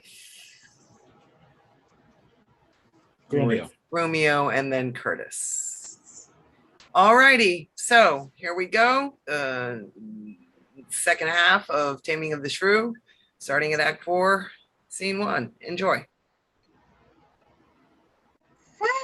Fine, all tired jades and all mad masters. All foul ways. Was ever man so beaten? Was ever man so rayed? Was ever man so weary? I am sent before to make a fire, and they are coming after to warm them. Now were not I a little pot, and soon hot? My very lips may freeze to my teeth, my tongue to the roof of my mouth, my heart in my belly. There I should come by a fire to thaw me, but I blowing the fire shall warm myself. For considering the weather, a taller man than I will take cold. Holla, ho, Curtis! Who is that calls so coldly? A piece of ice. If thou doubtest, thou mayst slide from my shoulder to my heel, with no greater a rum at my head and my neck. A fire, good Curtis. Is my master and his wife coming, Grumio? Oh, aye, Curtis, aye, and therefore fire, fire, cast on no water. Is she so hot a shrew as is reported? Feels good, Curtis, before this frost. But thou knowst winter tames man, woman, and beast. For it hath tamed my old master and my new mistress and myself, fellow Curtis. Away, you 3-inch fool, I am no beast. Am I but 3 inches? Well, thy horn is a foot, and still long am I at the least. But wilt thou make a fire, or shall I complain on thee to our mistress, whose hand, she being now at hand, thou shalt soon feel to thy cold comfort for being slow in thy hot office? I prithee, good Grumio, tell me, how goes the world? A cold road, Curtis, in every office but thine, and therefore fire! Do thy duty and have thy duty, for my master and mistress are almost frozen to death. There's fire ready, and therefore, good Grumio, the news. Why, Jack boy, ho boy, and as much news as wilt thou. Come, you are so full of coney catching. Why, therefore fire, for I have caught extreme cold. Where's the cook? Is supper ready? The house trimmed? Rushes strewed, cobwebs swept? The serving man in their new fustian? The white stockings, and every officer his wedding garment on? Be the jacks fair within, the gills fair without, the carpets laid, and everything in order? All ready, and therefore I pray thee, news. First, know my horse is tired, my master and mistress fallen out. How? Out of their saddles into the dirt, and thereby hangs a tail. Let's have it, good Grumio. Lend thine ear. Here. There. This 'tis to feel a tale, not to hear a tale. And therefore 'tis called a sensible tale. And this cuff was but to knock at your ear and beseech listening. Now I begin. In premise we came down a foul hill, my master riding behind my mistress. Both of one horse? What's that to thee? Why, a horse. Tell thou the tale. But hadst thou not crossed me, thou shouldst have heard how her horse fell, and she under her horse. Thou shouldst have heard in how miry a place, how she was bemoiled, how he left her with the horse upon her, how he beat me because her horse stumbled, how she waded through the dirt to pluck him off me, how he swore, how she prayed that never prayed before. Why cry? How the horses ran away, how her bridle was burst, how I lost my crupper with many things of worthy memory, which now shall die in oblivion, and thou return unexperienced to thy grave. By this reckoning, he is more shrew than she. Aye, and that thou and the proudest of you all shall find when he comes home. What talk I of this? Call forth Nathaniel, Joseph, Nicholas, Phillip, Walter, Sugarsop, and the rest. Let their heads be slickly combed, their blue coats brushed, and their garters of an indifferent knit. Let them curtsy with their left legs, and not presume to touch a hair of my master's horsetail till they kiss their hands. Are they all ready? They are. Call them forth. Do you hear, ho? You must meet my master, to countenance my mistress. But she hath a face of her own. Who knows not that? Thou, it seems, that calls for company to countenance her. I call them forth to credit her. Well, she comes to borrow nothing of them. Welcome home, Grumio. Oh no, Grumio. What Grumio? Fellow Grumio, how now, old lad? Welcome you. How now you? What you? Fellow you. And thus much for greeting. Now, Miss Bruce companions, is all ready and all things neat? All things is ready. How near is our master? In a hand, alighted by this, and therefore be not cock's passion silence. I hear that my master.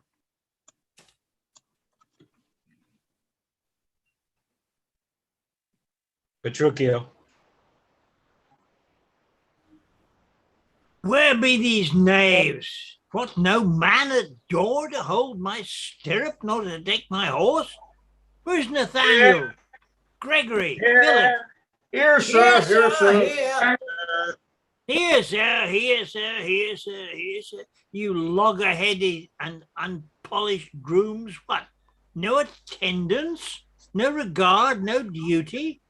Where is the foolish knave I sent before thee?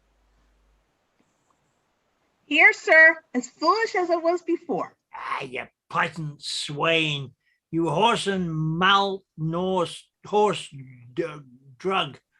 Did I not bid thee meet me in the park and bring along these rascal knaves with thee? Nathaniel's coat, sir, was not fully made, and Gabriel's pumps were all on pink to the heel.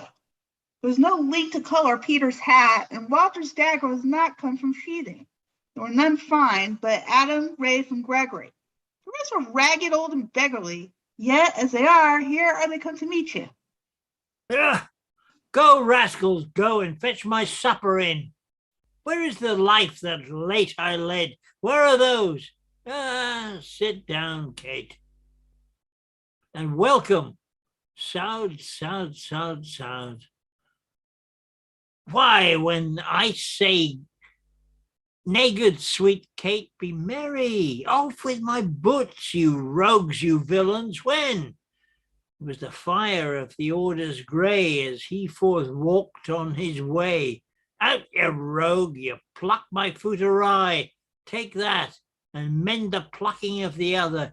Yeah, be merry, Kait.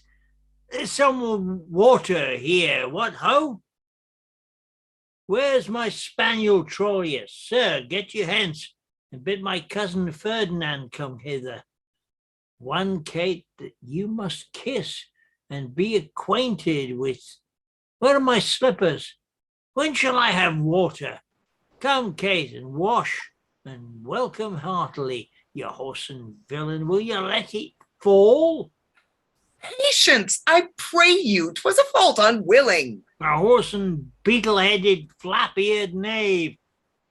Come, Kait, sit down. I know you have a stomach. Will you give thanks, sweet Kait, or else shall I? What's this? Mutton? Aye. Who brought it? Aye. Who brought it? It is burnt, and so is all the meat. What dogs are these? Where is the rascal cook?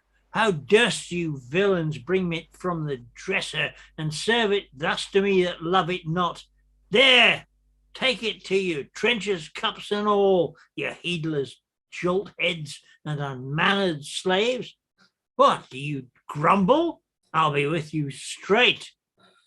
I pray you, husband, be not so disquiet. The meat was well, if you were so contented. Oh, I tell thee, Kait, 'twas burnt and dried away, and expressly I am forbid to touch it, for it engenders choler, plaineth anger, and better 'twere that both of us did fast, since of ourselves are choleric, than feed it with such over-roasted flesh. Be patient. Tomorrow shall be mended, and for this night we'll fast for company. Come, I will bring thee to the bridal chamber. Peter, didst ever see the like? He kills her in her own humour. Where is he?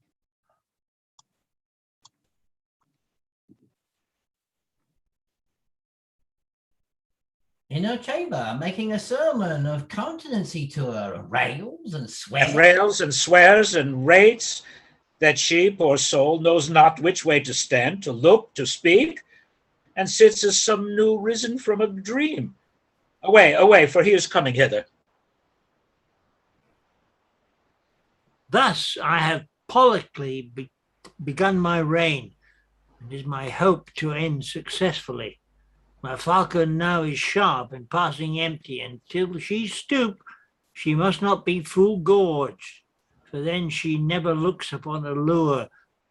Another way I have to man my haggard, to make her come and know her keeper's call. That is, to watch her, as we watch these kites that bait and beat and will not be obedient. She ate no meat today, nor shall she eat. Last night she slept not, nor tonight she shall not. As with the meat, some undeserved fault I'll find about the making of the bed, and here I'll fling the pillow, there the bolster, this way the coverlet, another way the sheets. Aye, and amid this hurly I intend that all is done in reverend care from her. And in conclusion, she shall watch all night, and if she chance to nod, I'll rail and brawl, and with the clamour keep her still awake, and this is the way to kill a wife with kindness. And thus I'll curb her maid and headstrong humour. He that knows better how to tame a shrew, now let him speak. 'Tis charity to show.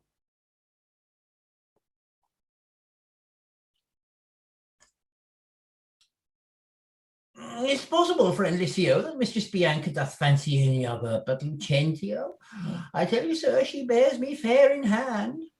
Sir, to satisfy you what I have said, stand by and mark at the manner of his teaching.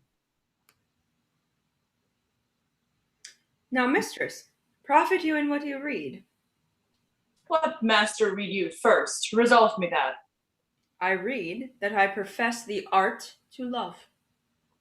And may you prove, sir, master of your arts.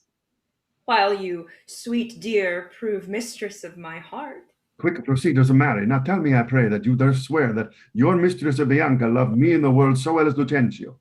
Oh, despiteful love, oh, constant womankind. I tell thee, Licio, this is wonderful. Mistake me no more. I am not Licio, nor a musician as I seem to be, but one that scorned to live in this disguise. For one as such leaves a gentleman and makes a god of such a cullion. No, sir, I am called Hortensio. Signor Hortensio, I have often heard of your entire affection to Bianca, and since mine eyes are witness to of her likeness, I will with you, if you be so well contented, forswear Bianca and her love forever. You see how they kiss and court? Signor Lucentio, here's my hand, and here I firmly vow never to woo her more, but to forswear her as one unworthy all the former favours that I have fondly flattered them withal. And here I take the like unfeigned oath, never to marry with her, though she would entreat. Fie on her, see how beastly she doth court him. Would all the world but he had quite forsworn from me, that I may surely keep mine oath. I will be married to a wealthy widow ere 3 days pass, which hath as long loved me as I have loved this proud, disdainful haggard. And so farewell, Signor Lucentio. Kindness in women, not their beauteous looks, should win my love. And so I take my leave in resolution as I swore before. Mistress Bianca, bless you with such grace as longeth to a lover's blessed case. Nay, I have ta'en you napping, gentle love, and have forsworn you with Hortensio. Tranio, you jest, but have you both forsworn me? Mistress, we have. Then we are rid of Licio. I'faith, he'll have a lusty widow now that shall be wooed and wedded in a day. God give him joy. Aye, and he'll tame her. He says so, Tranio. Faith, he is gone unto a taming school. The taming school?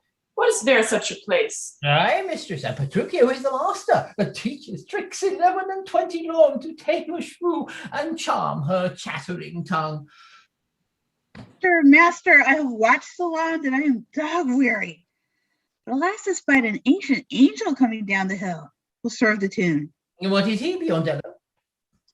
Master of Marketing or a pedant, I know not what, but formal in apparel, in gait and countenance, surely like a father. And what of him, Tranio?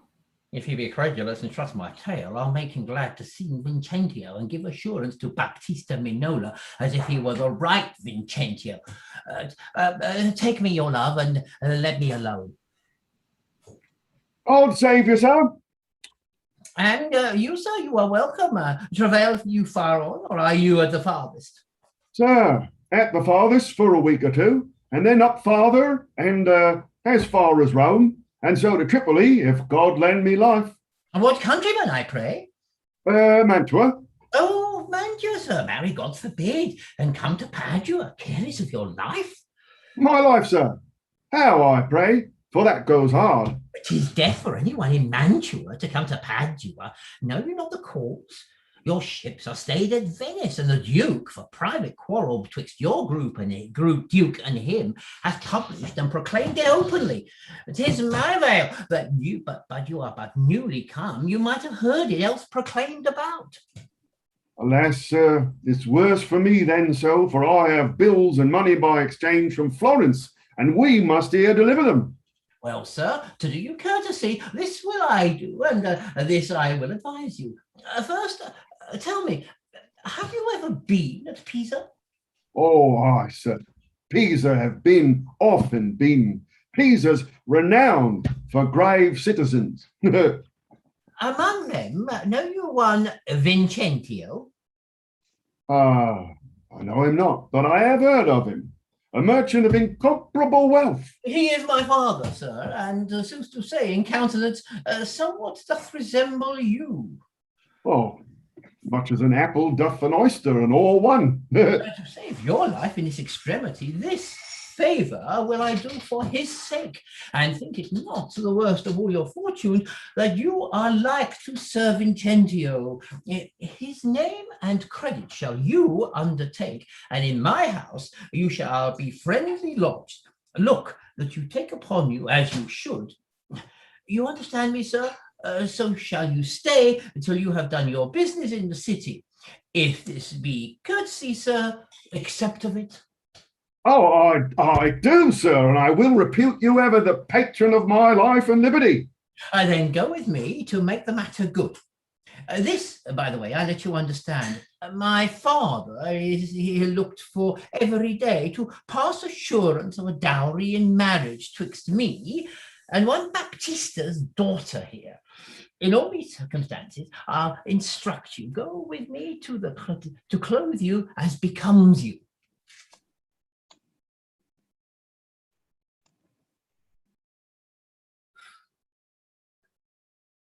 You're muted. No, forsooth, I dare not for my life. Oh, the more my wrong, the more his spite appears. What, did he marry me to famish me? Beggars that come unto my father's door, upon entreaty have a present alms. If not elsewhere, they meet with charity. But I, who never knew how to entreat, nor never needed that I should entreat, am starved for meat, giddy for lack of sleep, with oaths kept waking and with brawling fed. And that which spites me more than all these wants, he does it under name of perfect love. As who should say, if I should sleep or eat, 'twere deadly sickness, or else present death. I prithee go and get me some repast. I care not what, so it be wholesome food. What say you to a neat's foot? 'Tis passing good, I prithee let me have it. I fear it is too choleric of meat. Well, how say you to a fat tripe finely broiled? Oh, I like it well. Good Grumio, fetch it me. I cannot tell. I fear 'tis choleric.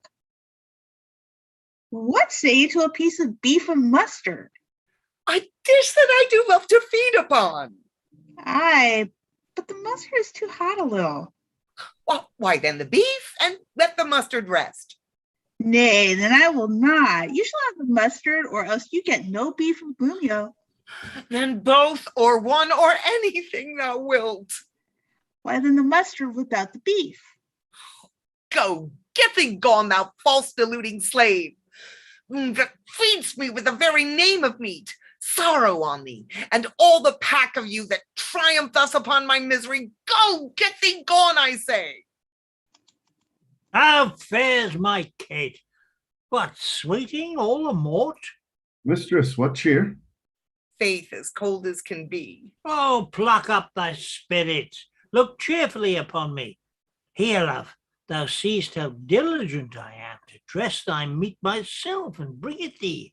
Oh, I'm sure, sweet Kait, that this kindness merits thanks. What? Not a word? Nay then, thou lovest it not, and all my pains is sorted to no proof. Here, take away this dish. I pray you let it stand. Oh, the poorest service is repaid with thanks, and so shall mine before you touch this meat. I thank you, sir. Signor Petruchio, you are to blame. Come, Mistress Kait, I'll bear you company. Eat it all up, Hortensio. If thou lovest me, much good do it unto thy gentle heart. Kait, eat apace. And now, I handily love, will we return unto thy father's house and revel it as bravely as the rest, with silken coats and caps and golden rings, with ruffs and cuffs and fardingales and things, with scarves and fans and double charged of bravery, with amber bracelets, beads, and all this knavery. What, hast thou dined? The tailor stays thy leisure to deck thy body with his ruffling treasure. Come, tailor, let's see these ornaments. Lay forth thy gown. What news with you, sir? Here's the cap your worship that is fit to speak. Why, this is moulded on a porringer, a velvet dish. Fie, 'tis lewd and filthy. Why, 'tis a cockle or a walnut shell, a knack, a toy, a trick, a baby's cap. Away with it! Come, let me have a bigger. I'll have no bigger. This doth fit the time, and gentlewomen wear such caps as these. Now, when you are gentle, you shall have one too, but not till then. Why, sir, I trust I may have leave to speak, and speak I will. I am no child, no babe. Your betters have endured me, say my mind, and if you cannot best you, stop your ears. My tongue will tell the anger of my heart, or else my heart concealing it will break, and rather than it shall, I will be free, even to the uttermost, as I please in words. Why, thou sayest to me it is a poultry cap, a cussed coffin, a bauble, a silken pie. I love thee well in that thou likest it not. Love me or love me not, I like the cap, and it I will have, or I will have none. Thy gown, why? Aye, come, tailor, let us cease. Oh, mercy God! What masking stuff is here? What's this, a sleeve? 'Tis like a demi-cannon. What, up and down, carved like an apple tart? Here, snip and nip and tuck and slish and slash, like to a censer in a barber shop. Why, that's a devil's name, tailor, call'st thou this? I see she's like to have neither cap nor gown. Sir, you bid me make it an orderly and well, according to the fashion of the time. Marry, I did, but if you be remembered, I did not bid you mar it to the time. God hop me over every kennel home, for you shall hop without my custom, sir. I'll none of it. Make your best of it. I never saw a better fashion gown, more quaint, more pleasing, nor more commendable. Belike you mean to make a puppet out of me. Why, true, he means to make a puppet of thee. She says your worship means to make a puppet of her. Oh, monstrous arrogance! Thou liest, thou thread, thou thimble, thou yard, 3/4, half-yard, quarter, nail, thou flea, thou knit, thou winter cricket, thou, braved in mine own house with a skein of thread. Away, thou rag, thou quantity, thou remnant. Oh, I shall be so bemeet thee with thy yard, as thou shalt think on prating whilst thou livest. I tell thee, I, that thou hast marred her gown. Your worship is deceived. The gown is made just as my master had direction. Grumio gave orders how it should be done. I gave him no order. Oh, I gave him no order. I gave him stuff. But how did you desire it should be made? Married, sir, with needle and thread. But you did not request to have it cut. Thou hast faced many things. I have. Face not me. Thou hast braved many men, brave not me. I will neither be faced nor brave. I say unto thee, I bid thy master cut out the gown, but I did not bid him cut it to pieces. Ergo, thou liest. Why, here is the note of the fashion to testify. Read it.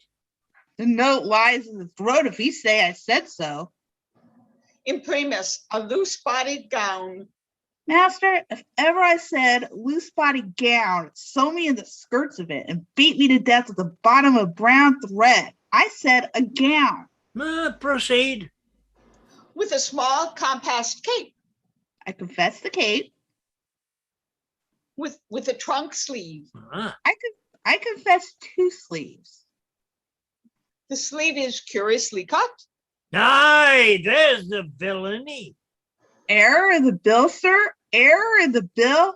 I commanded the sleeve should be cut out and sewed up again, and that I'll prove upon thee, though thy little finger be armed in a thimble. This is true that I say, sir. I have made thee in place where thou shouldst know it. I am for thee straight. Take thou the bill, give me thy meat yard, and spare not me. God have mercy, Grumio, then he shall have no odds. Well, sir, in brief, the gown is not for me. You are the right, sir. 'Tis for my mistress. Go take it up unto thy master's use.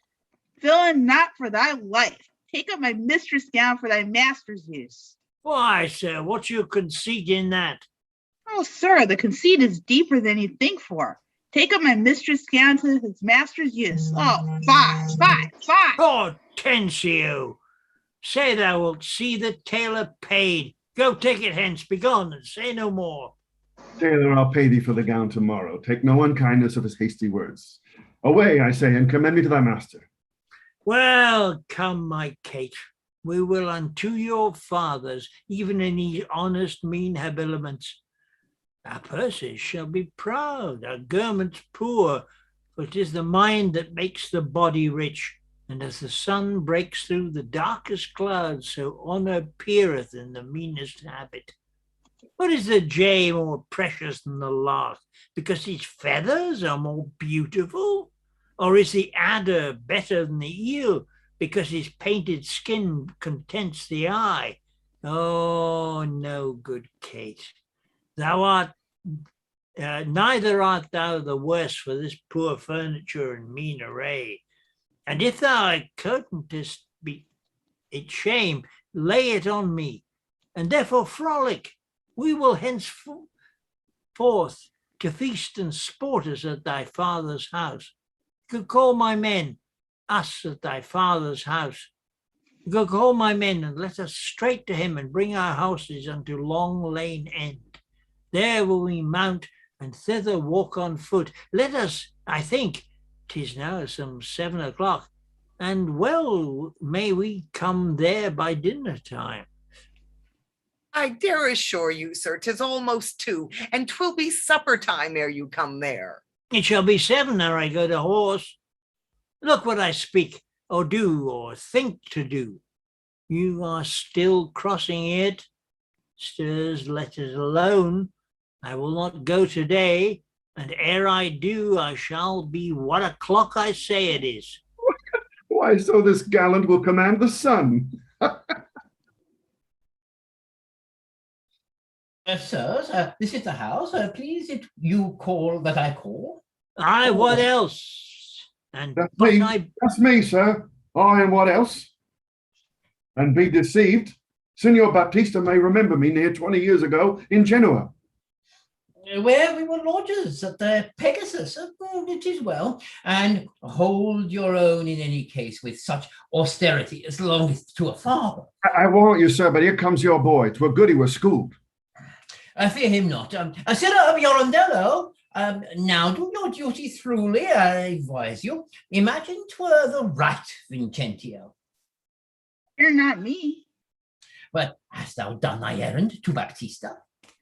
I told him that your father was at Venice and that you looked for him to stay in Padua. That's a tall fellow. Hold thee to that drink. Here comes Baptista. Set your countenance, sir. Signor Baptista, you are happily met. This is the gentleman I told you of. I pray you stand, good father, to me now. Give me Bianca for my patrimony. Soft, son. Sir, by your leave, have I come to Padua to gather some debts to my son Lucentio. He made me acquainted with the weighty cause of love between your daughter and himself. And for the good report I hear of you, and for the love he beareth to your daughter, and she to him, to stay him not too long, I'm content in a good father's care to have him met. If you so please to like no worse than I, upon some agreement, me shall you find ready and willing, with one consent, to have a so bestowed. For curious I cannot be with you, Signor Baptista, of whom I hear so well. Sir, pardon me in what I have to say. Your plainness and your shortness please me well. Right true it is, your son Lucentio here doth love my daughter, and she loveth him, or both dissemble great deeply their affections. And therefore, if you say no more than this, that, like a father, you will deal with him, and pass my daughter a sufficient dower, the match is made, and all is done. Your son shall have my daughter with consent. I thank you, sir. Where then do you know best we be affied, and such assurance ta'en as shall with either parts agreement stand? Not in my house, Lucentio, for you know pitchers have ears, and I have many servants. Besides, old Gremio is hearkening still, and happily we might be interrupted. Then at my lodging, and to like you there, doth my father lie, and there this night we'll pass the business privately and well. Send for your daughter by your servant here. My boy shall fetch the scrivener presently. The worst is this, that at so slender warning, you are like to have a thin and slender pittance. It likes me well, Cambio. Hie you home, and bid Bianca make her ready straight. And if you will tell what hath happened, Lucentio's father is arrived in Padua, and how she's like to be Lucentio's wife. I pray the God she may with all my heart. Dally not with the gods, but get thee gone. Signor Baptista, shall I lead the way? Welcome, one mess is like to be your cheer. Come, sir, we will better it in Pisa. I follow you. Cambio. What sayst thou, Biondello?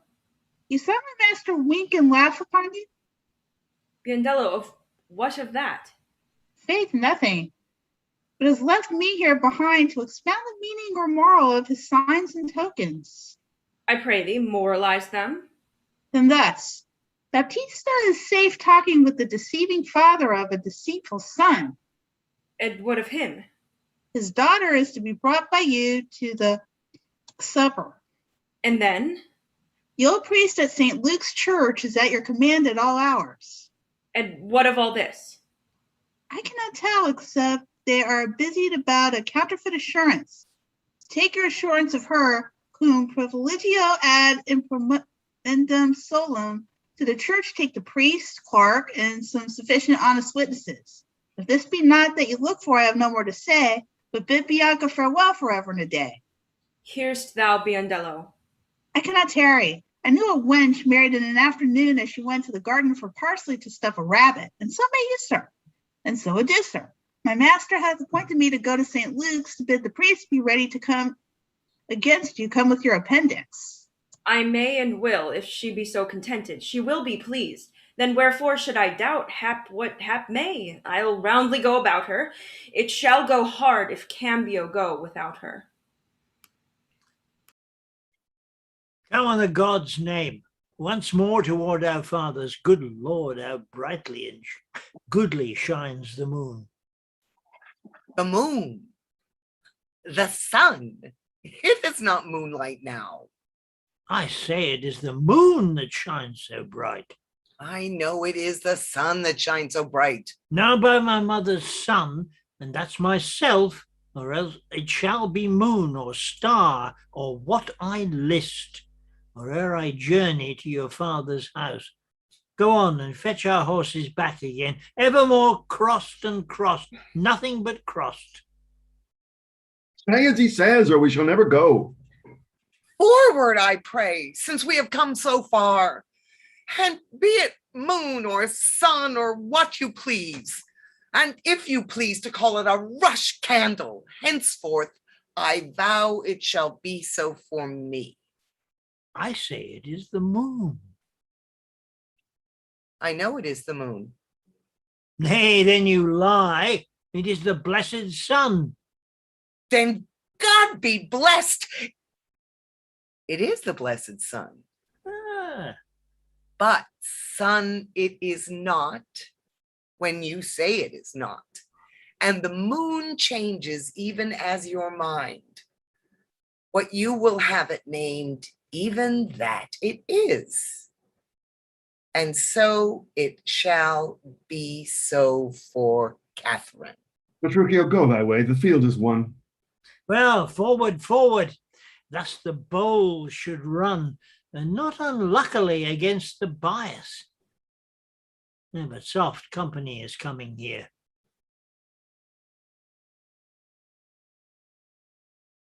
Vincentio.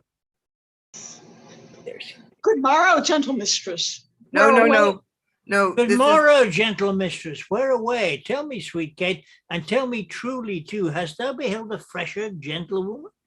Such war of white and red within her cheeks, what stars do spangle heaven with such beauty, as those two eyes become that heavenly face. Fair maid, lovely maid, one more good day to thee. Sweet Kait, embrace her for thy beauty's sake. It will make the man mad to make the woman of him. Mary Lou, you can come back. It just wasn't your line. You're in the scene, though. Young, budding virgin, fair and fresh and sweet, whither away, or whether is thy abode? Happy the parents of so fair a child, happier the man whom favorable stars allots thee for his lovely bedfellow. Why, how now, Kait?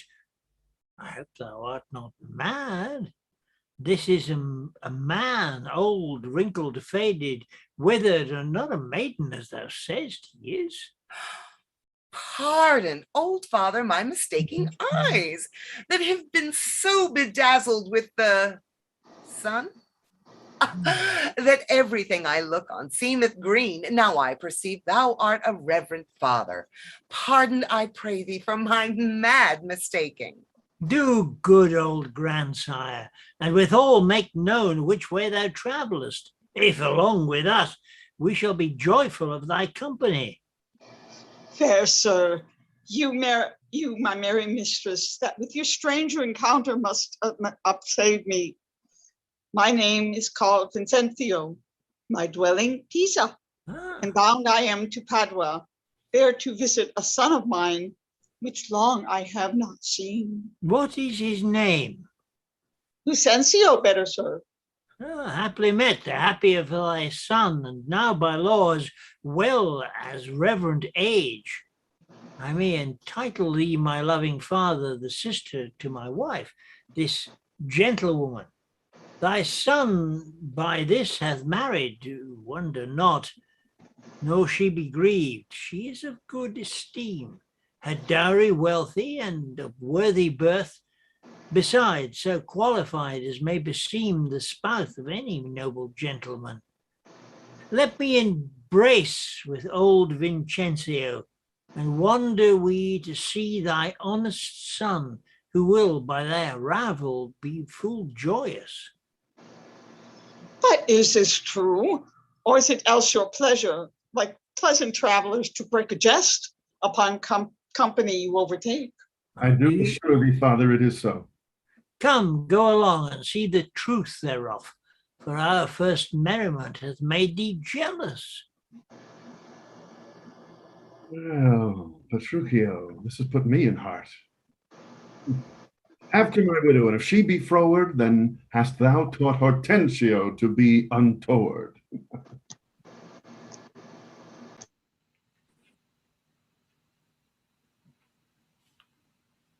Softly and swiftly, sir, for the priest is ready. I fly, Biondello, but they may chance to need thee at home. Therefore, leave us. Nay, Faith, I'll see the church at your back, and then come back to my mistress as soon as I can. I marvel Cambio comes not all this while. So, here's the door. This is Lucentio's house. My father bears more toward the marketplace. Thither must I. And here I leave you, sir. You shall not choose but drink before you go. I think I shall command your welcome here, and by all likelihood, some cheer is toward. They're busy within. We'll best knock louder. I see that Knox says he would beat down the gate. Is Signor Lucentio within, sir? He's within, sir, but not to be spoken withal. What? If a man bring him £100 or two to make merry withal? Keep your £100 to yourself. He shall need none so long as I live. Nay, I told your son was well beloved in Padua. You hear, sir? To leave frivolous circumstances, I pray you tell Lucentio that his father is come from Pisa and is here at the door to speak with him.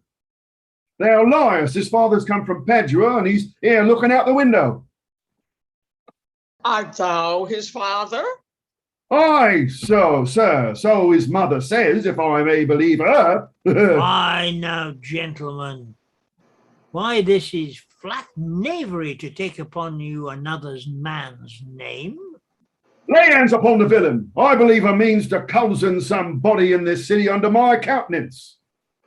I've seen them in the church together. God send him good shipping, but who's here? Mine own master Vincentio. Now we are undone and brought to nothing. Come hither, crack hemp.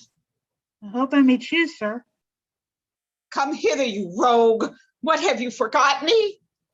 Forgot you? No, sir. I could not forget you, for I never saw you before in all my life.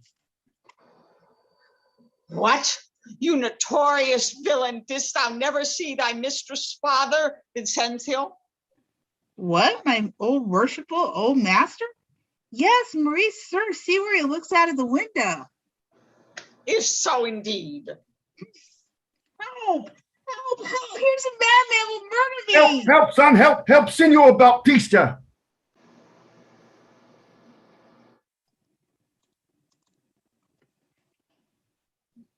Petruchio. Worthy Kait, let's stand aside and see the event of this. Sir, what are you that offer to beat my servant? What I am, sir, nay, what you are, oh no immortal goddess, or fine villain, a silken doublet, a velvet house, a scarlet cloak, a copetrine hat.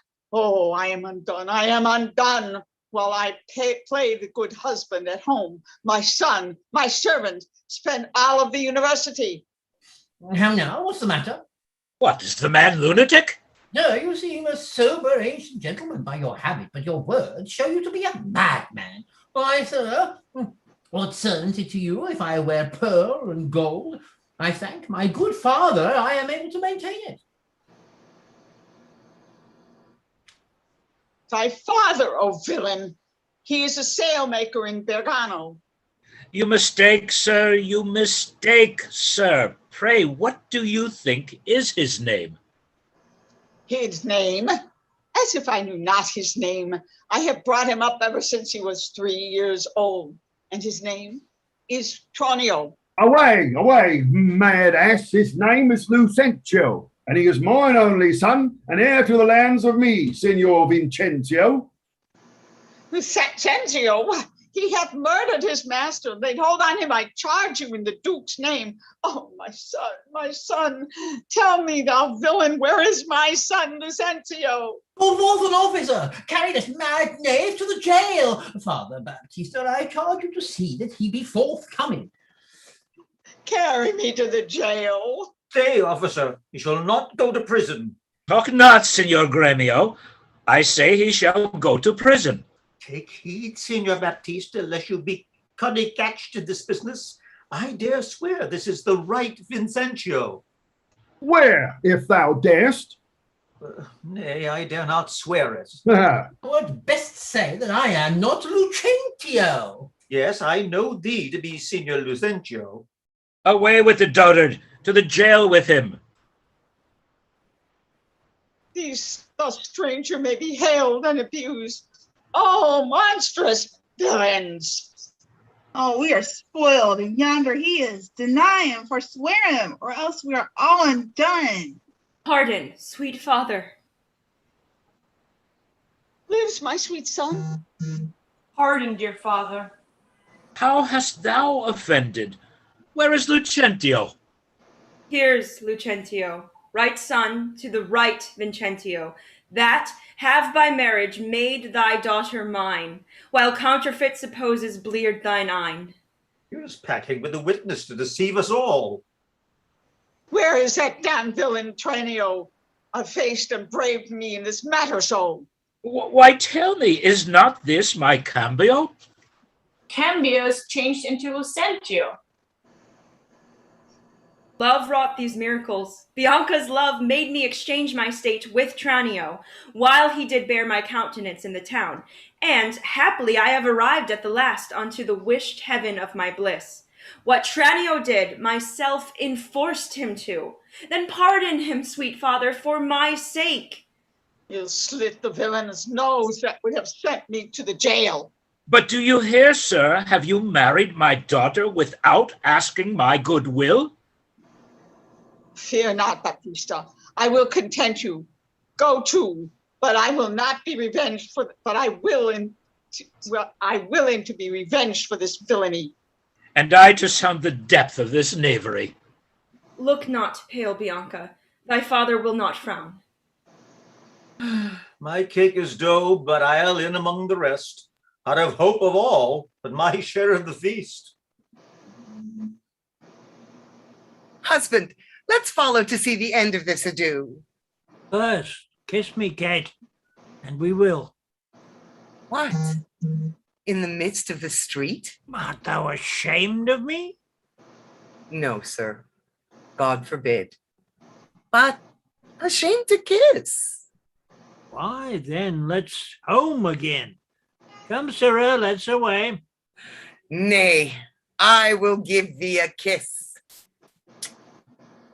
Now, pray thee, love, stay. Is this not well? Come, my sweet Kait. Better once than never, for never too late. At last, though long, our jarring notes agree, and time it is when raging wars come, to smile at scapes and perils overblown. My fair Bianca, bid my father welcome, while I with self-same kindness welcome thine. Brother Petruchio, sister Caterina, and thou Hortensio with thy loving widow. Feast with the best and welcome to my house. My banquet is to close our stomachs up after our great good cheer. Pray you, sit down, for now we sit to chat as well as eat. Petruchio. Gotcha. Nothing but sit and eat and eat. Padua affords this kindness, son Petruchio. Padua affords nothing but what is kind. For both our sakes, I would that word were true. For now my life Hortensio fears his widow. Never trust me if I be afeard. Thou art very sensible, and yet you miss my sense. I mean, Hortensio is afeard of you. Then never trust me if I be afeard. He that is gidded thinks the world turns round. No, that widow. Sorry. Widow, that's he that is giddy? Is that Mary Lou? Somebody take it. All right. The widow? He that is giddy thinks the world turns round. Roundly replied. Mistress, how mean you that? Thus I conceive by him. Conceives by me. Likes Hortensio that. My widow says, thus she conceives her tale. Verily well mended. Kiss him for that good widow. He that is giddy thinks the world turns round. I pray you, tell me what you mean by that. Your household being troubled with a shrew measures my husband's sorrow by his woe. And now you know my meaning. A very mean meaning? Right. I mean you. And I am mean indeed, respecting you. To her, Kait. To your widow. 100 marks, my Kait, does put her down. That's my office. Spoke like an officer. Ha ha, to the lad. How likes Gremio these quick-witted folks? Believe me, sir, they butt well together. Head and butt and hasty-witted buddy. Would say your head and butt were head and horn? Aye, Miss Fitzbride, hath thou awakened you? I, but not frighted me, therefore I'll sleep again. Nay, that thou shalt not since thou have begun. Habit you for a better jest or two.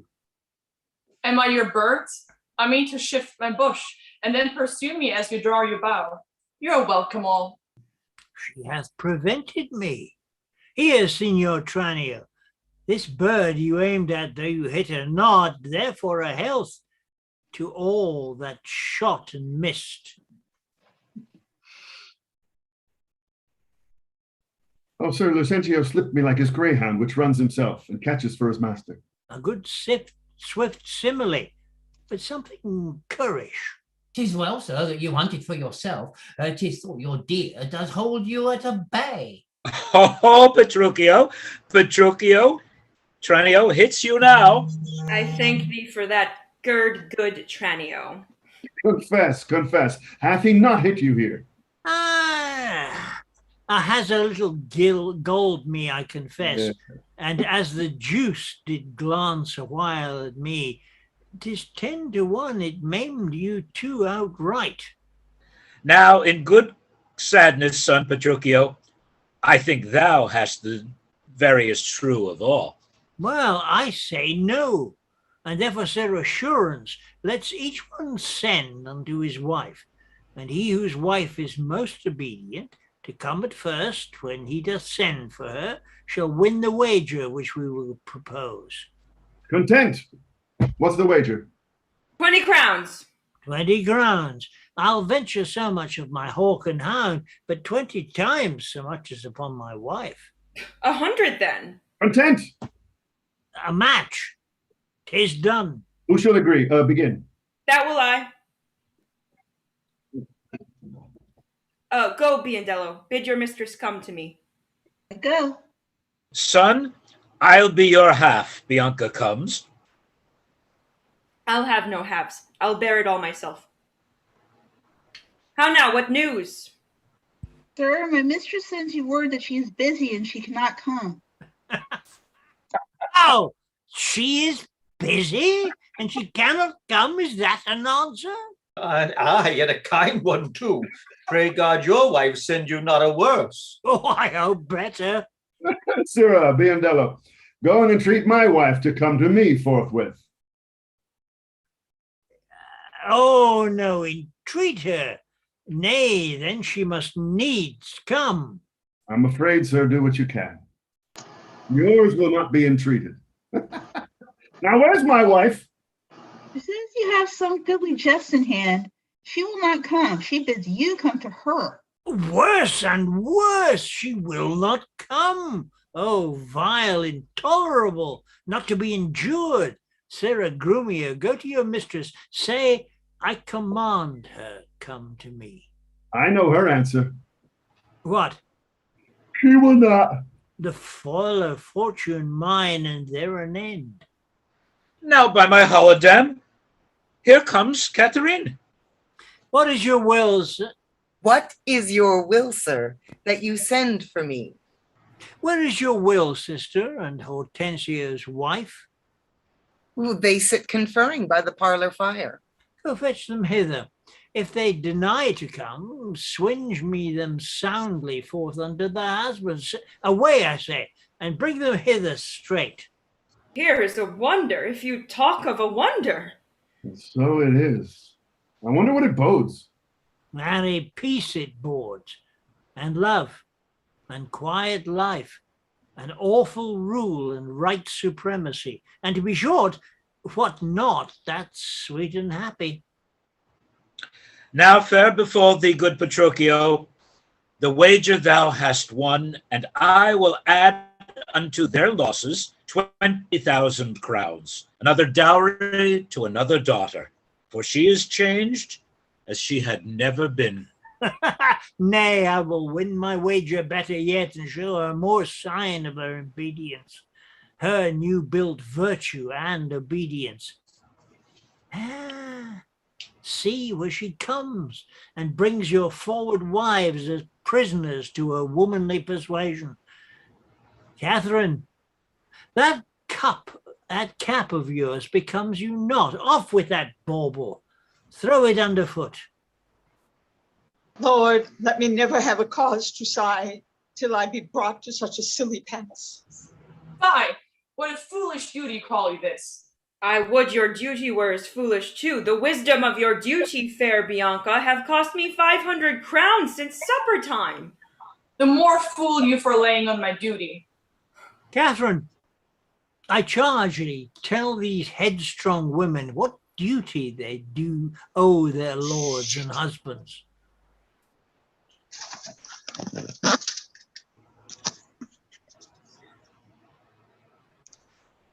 Come, come, you're mocking, we will have no telling. Oh, come on, I say, and first begin with her. She shall not. I say she shall, and first begin with her.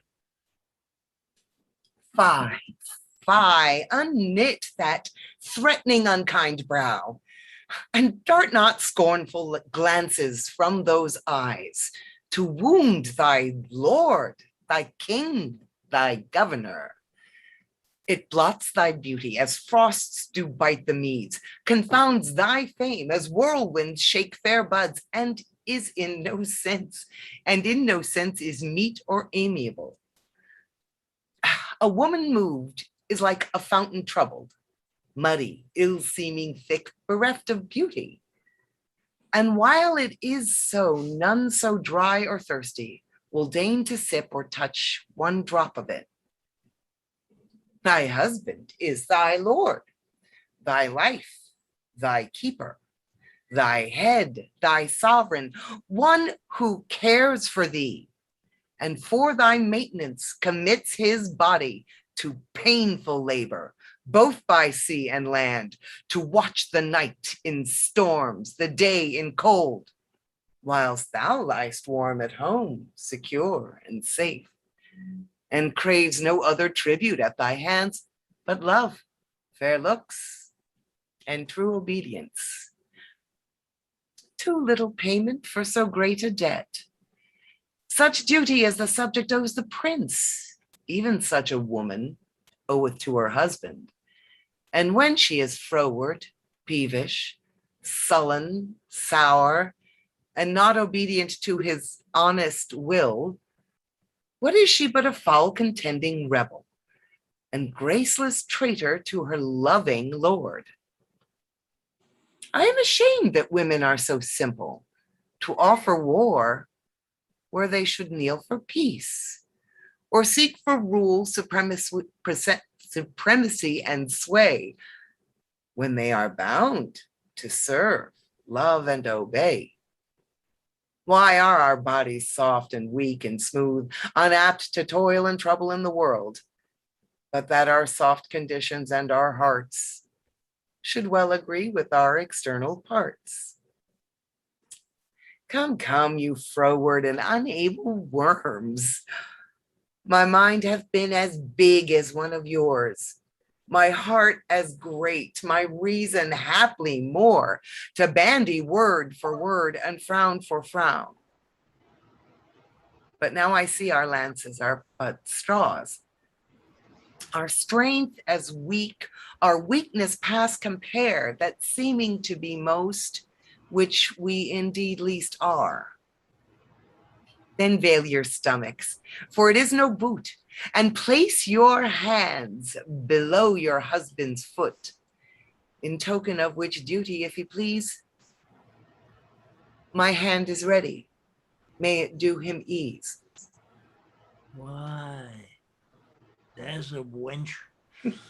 Come on and kiss me, Kate. Oh, go thy ways, old lad, for thou shalt het. It's a good hearing when children are taught. But a harsh hearing when women are froward. Come, Kate, we'll to bed. We three are married, but you two are sped. 'Twas I won the wager, they hit the white, and being a winner, God give you good night. Go thy ways. Thou hast tamed the cursed shrew. 'Tis a wonder, by your leave, she will be tamed so.